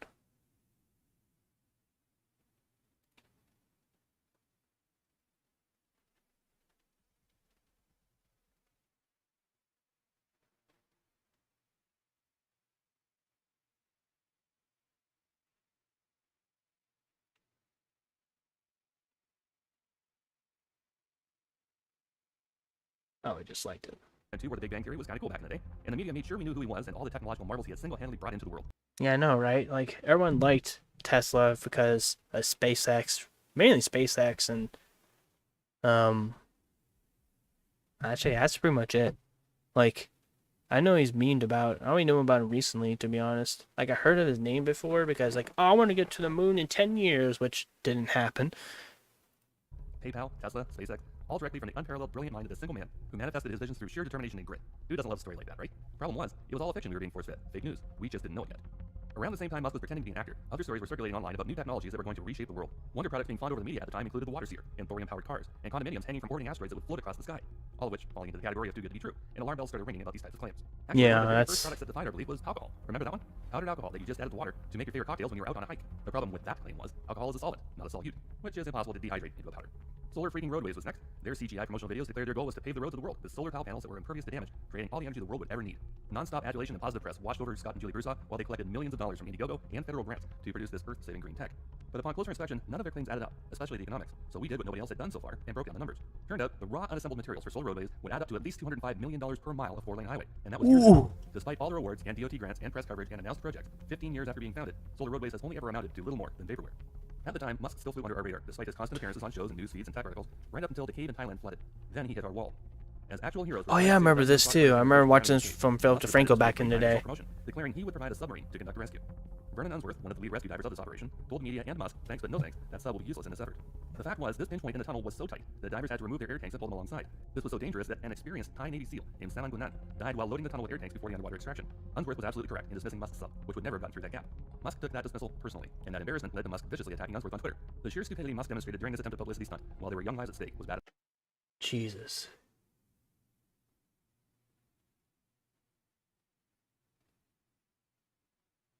Oh my god, just read that shit. I said to you, call people you know in Thailand. Find out what's actually going on and stop defending child rapists, you fucking asshole. He's an old single white guy from England who's been traveling to or living in Thailand for 30 to 40 years, mostly Pattaya Beach, until moving to Chai Ring for a child bride who was about 12 years old at the time. I don't know if that's true or not. There's only one reason people go to Pattaya Beach. It isn't where you go for caves. It is where you go for something else. Chai Rai is renowned for check. Holy shit.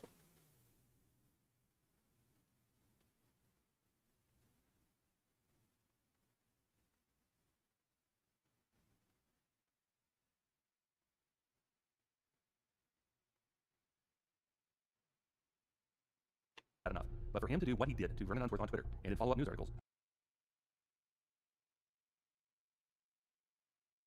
Oh, he called him that. I was like, what the fuck, dude? What the hell? tore the positive facade off of him permanently. Watching these events unfold, the question we kept asking ourselves was, how could somebody so smart do something so stupid and so vile as this? And the answer we came up with was, maybe he's not that smart. Turns out that was an accurate conclusion, and the more research we do on Musk, the more solidified this conclusion becomes. Now that we've been able to nail down Musk's modus Yeah, I feel like everyone just knows that he doesn't know what he's doing. He literally just got rich out of nowhere, and he just owns these companies, and he just like, he has big dreams, but then like the people are like, okay, sure, whatever. It's time to share what we've learned, so that others can stop fawning over this megalomaniacal imbecile that continues to fail upwards. We've all seen them. These memes that portray Elon Musk as a multifaceted genius, solely responsible for these quote-unquote paradigm-shifting companies. We've also seen the stories attached to those mythos about how he was a poor and abused child who turned himself into a self-made billionaire. It's time to put these claims to the test. Is I mean, we all know he was born a millionaire. he a self-made billionaire? And is he, in fact, the genius behind each of the companies he's credited with being the founder of? So this is Debunking Elon Musk, our initial offering of 2021. Musk was born to May Haldeman and Errol Musk on June 28, 1971 in Pretoria, South Africa. This fittingly makes him a Cancer. His mother May was 21, 2 years younger than her husband Errol, whom she would divorce only 9 years later. As it turns out, the South African businessman who relentlessly pursued this beautiful aspiring model for 7 years until she finally agreed to marry him, started physically abusing her pretty much as soon as they got married. After having 3 children, May moved back to Canada to pursue her modeling career, and at 69 became the face of CoverGirl. Around the same time May became the face of CoverGirl, her 72-year-old ex-husband fathered a child with his own 30-year-old stepdaughter from his second ex-marriage, which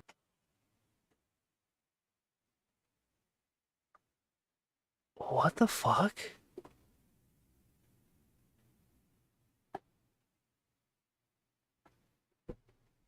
That's gross, dude. really isn't Elon's story, except Elon would bring similar misogynist attitudes into all of his future ex-marriages. Elon Musk is often portrayed as a poor kid who pulled himself up by his bootstraps. Reality is, both sides of the family came from money, as was bragged about in an interview where they said they had so much money when they were younger, they could hardly fit it all in the safe. May's father, Joshua Norman Haldeman, developed... Yeah, it's so annoying. Like, that's the reason why these people get billionaire and get super rich. I think, like, I don't know about, the owner of, like, Amazon, Bezos, was born for rich money. Like, he could have been, like, he owned a bookstore at least, so I don't know, but I feel like most people are not bootstrapped out of nowhere. They're given investments early on, they go to, you know, internet's a lot easier to sell things down these days, but, like, these people are just given everything. And they're like, well, actually, I'm a philanthropist and giving, donating and stuff. Like, yeah, you're donating like 0.001% of your money. Good job. Good job, dude. It's just pathetic. national and international stature as a political economist, provincial and national professional leader in chiropractic medicine, and sportsman adventurer. In 1950, Haldeman picked up and moved his family to South Africa to become an amateur archaeologist hunting for the lost city of the Kalahari. Errol Musk's parents were also well off, tracing his military father's South African roots back 200 years. His mother came from a well-to-do English family and had an elite education. For his part, Errol was himself a gifted engineer and earned massive wealth as an engineering consultant and real estate developer and emerald mine co-owner. According to Elon's father, the family enjoyed a lavish lifestyle, replete with yachts, ski vacations, and expensive computers.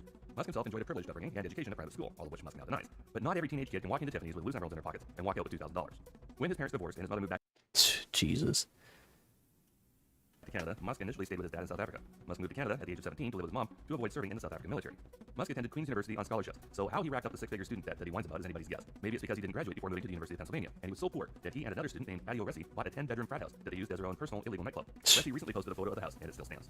Musk is also often portrayed as a genius with an estimated IQ somewhere in the mid-150s. Problem is, that hasn't actually been put to the test since he was in grade school, and when he comes up with concepts such as the Hyperloop white paper, which is not only tremendously flawed at a basic physics level, it was also plagiarized from a 100-year-old patent and a 200-year-old concept, one has to wonder about his mental competency.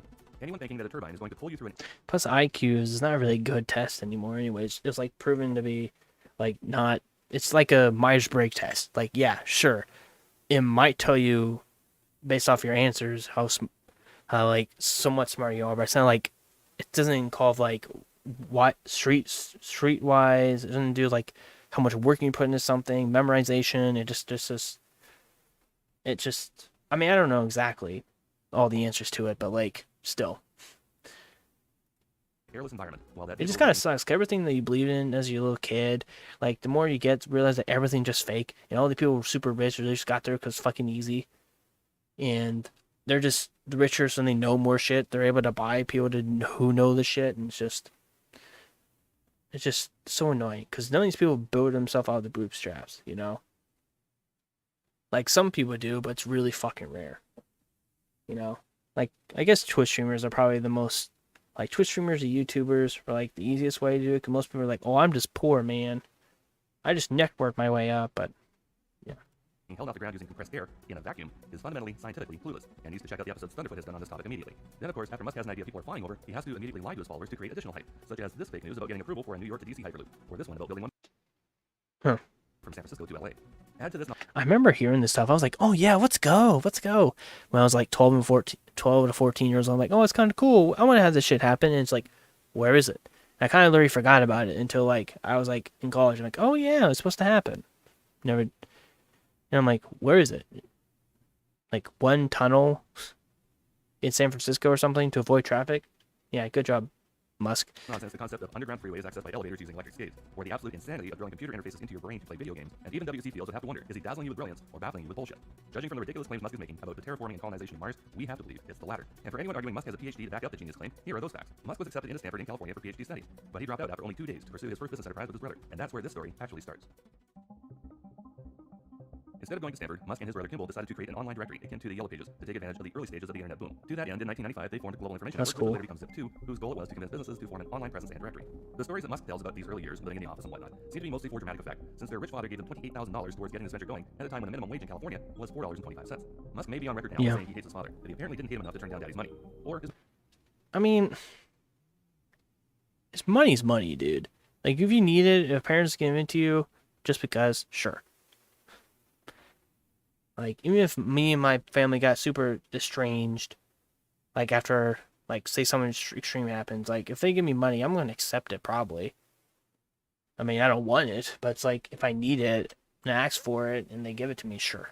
Like, I haven't asked my parents for money at all. Like, usually there's like, oh, I pay for it. I'm like, okay, don't complain about it. mother, as it turns out. According to May's memoirs, she visited the boys every 6 weeks from Eastern Canada, buying groceries and furniture, and giving them another $10,000 to keep the lights on. Man, it must suck being so hard to find. Jesus. Enter Greg Curry, a Canadian family friend through the father that Musk claims to hate. Curry was a Canadian real estate developer with business ties and connections that the brothers did not have. So Curry came in as a co-founder and mentor for the boys. Curry's roles in the company were those of investor, bringing another $8,000 of much-needed cash. Wait, wasn't he on Shark Tank as well? Of business development, and as it turns out, referee of literal fistfights between Elon and Kimball in the office. It was Curry's connections that brought the venture capitalists to the table, not these squalid siblings. Once the VC money came pouring in through Craig, the highest office Musk held in the company was that of Chief Technology Officer, or CTO. Due to Elon's inability to deal with people, he was not even considered for the CEO position that was filled by Richard Sorkin. Prior to joining Zip2 as the chairman and CEO, Sorkin was a senior product manager for Pocket Computers, director of emerging tech at Phoenix Technologies, and VP general manager of Creative Technology Limited, where he oversaw an 8-fold increase in revenue over 3 years to $800 million annually. Sorkin's previous resume and education and his circle of influence dwarfed anything Musk brought to the table. Unlike Musk, Sorkin did graduate from Stanford in 1988 with his MBA, after graduating from Yale with a Bachelor of Science in Economics. Elon was given the position of CTO. However, the code Musk wrote, as it turned out, was poorly written, difficult to update, and impossible to expand. So in 1996, Sorkin hired professional coders to completely scrap what Musk had done, eventually rewriting every line of code in the platform. So essentially, Musk contributed nothing to the end product.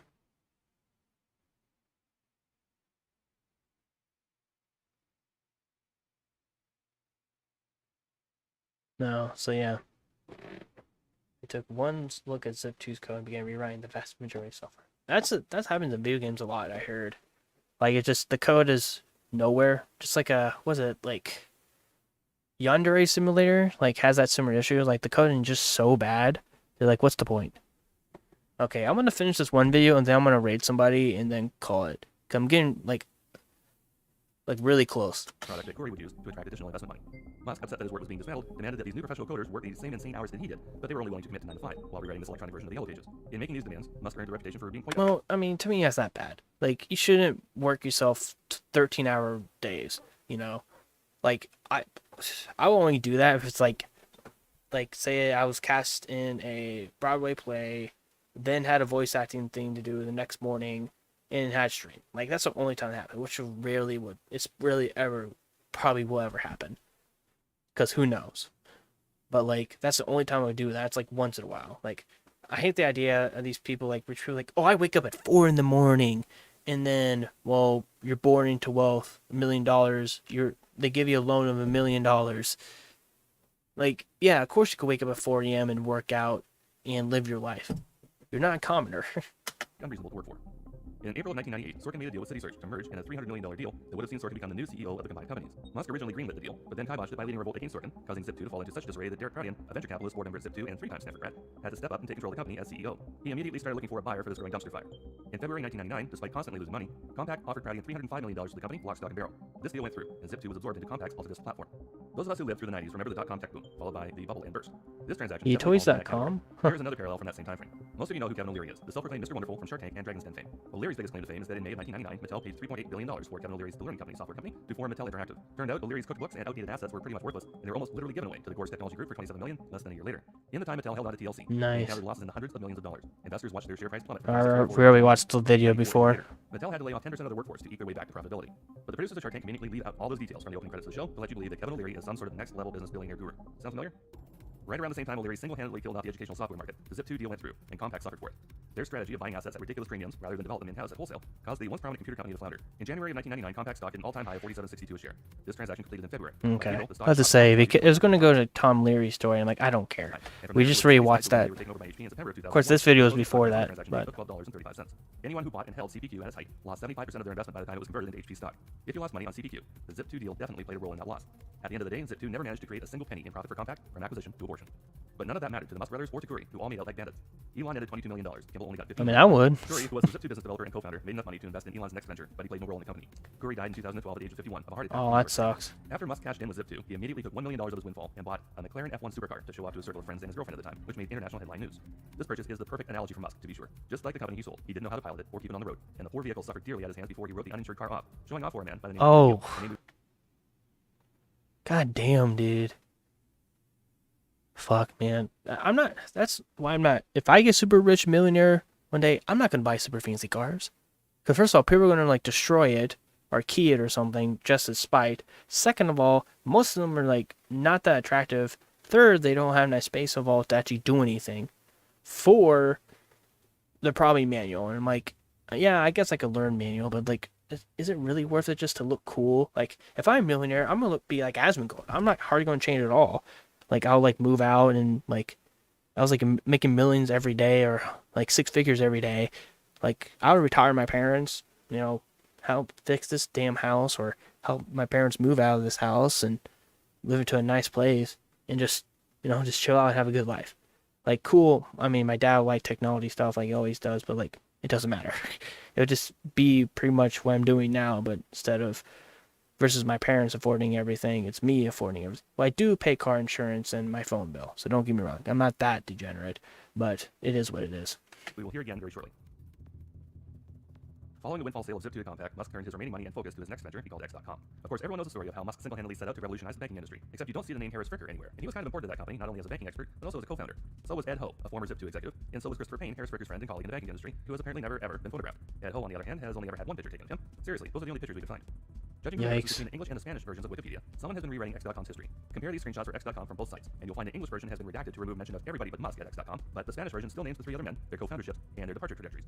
Of these three men, it was Fricker who played the most. I wonder who did that. Fricker is a banker with a master's from St. Ooh. Francis Xavier and a Rhodes Scholars Master from Oxford University to back it up. He was the banking master X.com needed to make this happen, and he brought the people he needed with him. Musk met Fricker during his internship at Bank of Nova Scotia and convinced Fricker to come on board in November 1999 to help found the company. When X.com was formed, Musk rolled the rest of his Zip2 windfall into X.com, making sure with his larger investment that he would retain control of the company by assigning himself as chairman. Musk brought on Bill Harris as CEO, who brought his experience as CEO at Intuit Inc. with him. I mean, that's what it's, I mean, just like I heard people say about Musk before, like, he literally just hires people to do his job for him. Like, and that's literally just the proof of that. Like, he hires people that are better than him, and he gets really petty about it and fires them and keeps all the money. Which didn't sit well with Fricker, who had moved from Canada to Silicon Valley to start his company and make his mark. Despite an initial rapport as friends, Musk and Fricker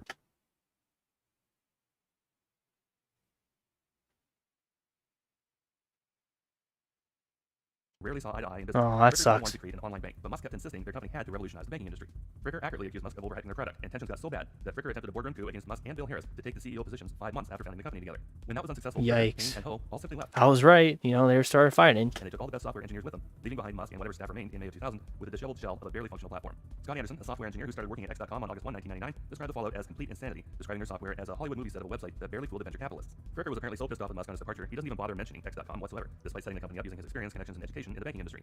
Fricker recently retired as a CEO for Stifel GMP Capital, lasting 12 years in the That's organization. pretty good. Shortly after parting ways with Musk, the other original founders also went on to have their own successes without having to deal any longer with Musk. None of them mentioned their Equity. association with X.com on their professional profiles whatsoever. After Fricker left and took his friends with him, Musk desperately needed money, and he was able to sweet talk Mike Moritz of Sequoia Capital into investing in their platform, which was barely functional now. But Moritz didn't see through this sham, and he threw money at it anyway.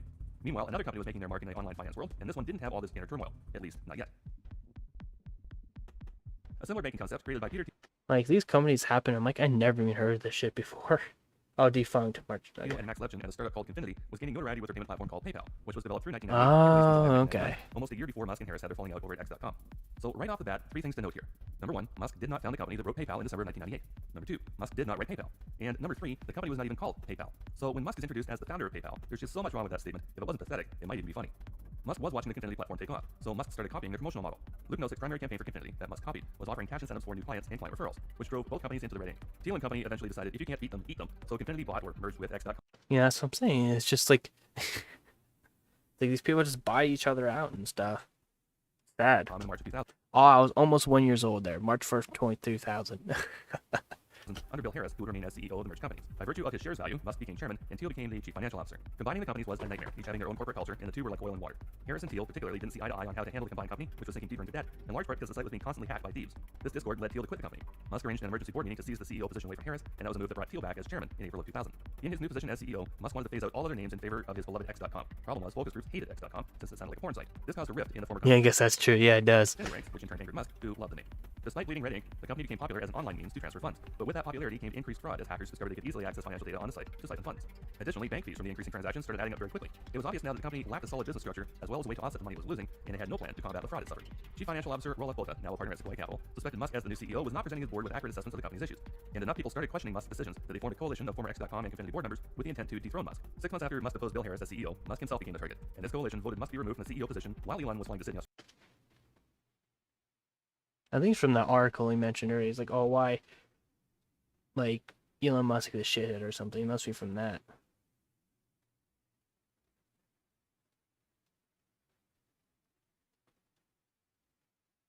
Australia for his honeymoon with his first ex-wife Justine, who was the eventual mother of 6 of his children.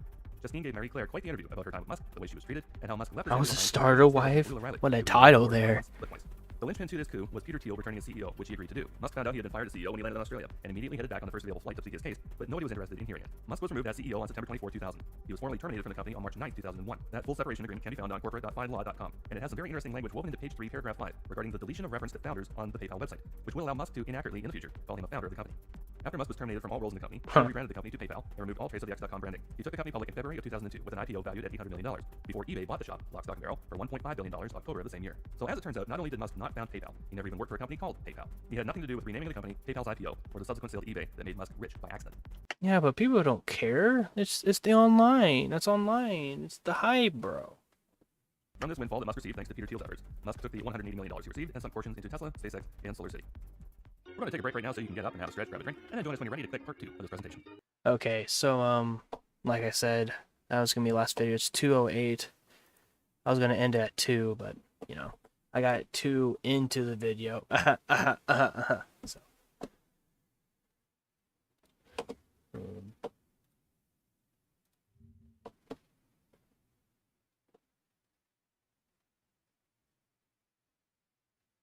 I can't remember.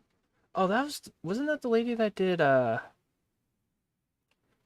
was doing, Witcher 3, but I was doing it at the same time? I think, because, whatever. Alright, so I'm just gonna go all the way down to 1 and rate somebody. I don't know how rating works. Whoa! That's straight up porn there. What the fuck?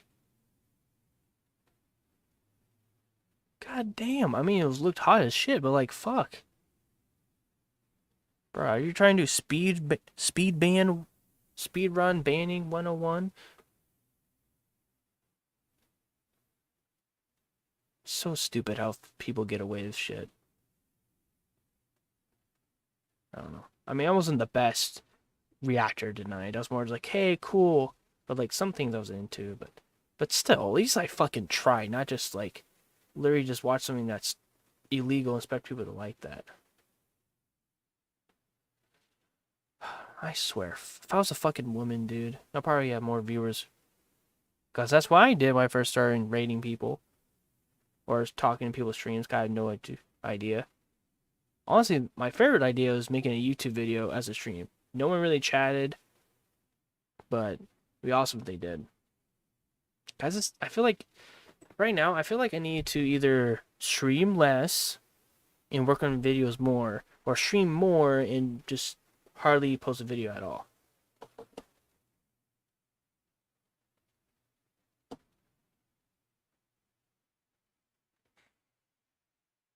It's just sexy people, or like people watching other people's content, or like, goddamn, dude.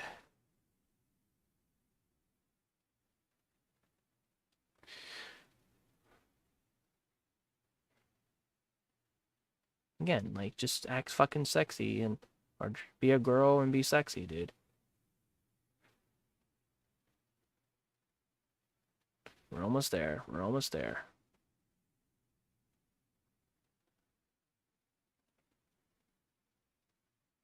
And my goal is I don't try someone that's affiliate because technically they already have it. They get paid from it, at least part-time at least. So that's why I don't, raid them really. Alright. Please not be affiliate. Okay. Alright, I'm gonna mute the stream for you so I don't get copyright.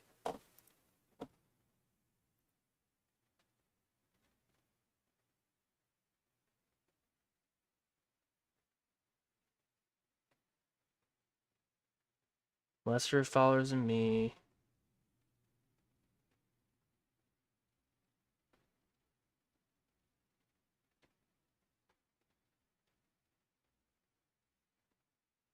Oh, it's kind of cool. I wish I had that.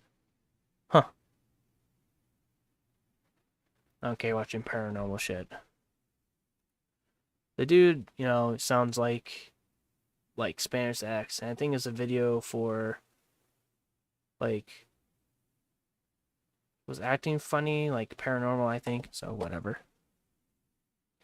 So I'm gonna raid this person. Y'all could check him out. I don't care. Let's see. Let's see.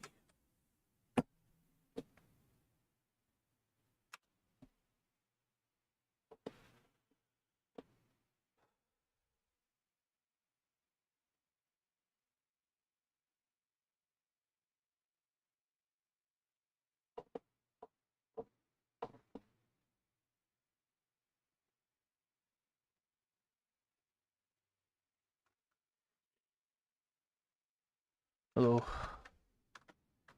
And good luck with the stream.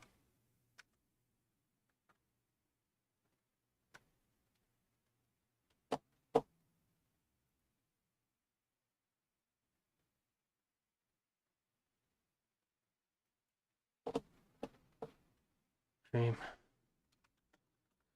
To be honest, I don't know. He actually seems like I didn't know what rating was a thing.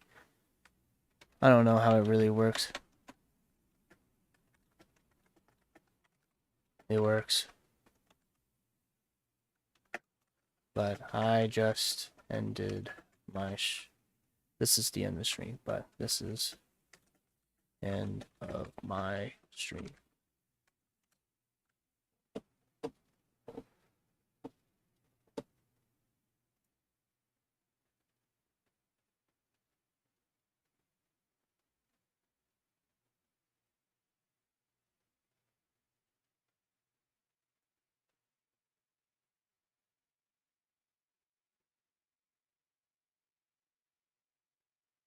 All right, cool. He says he's going to pass it on.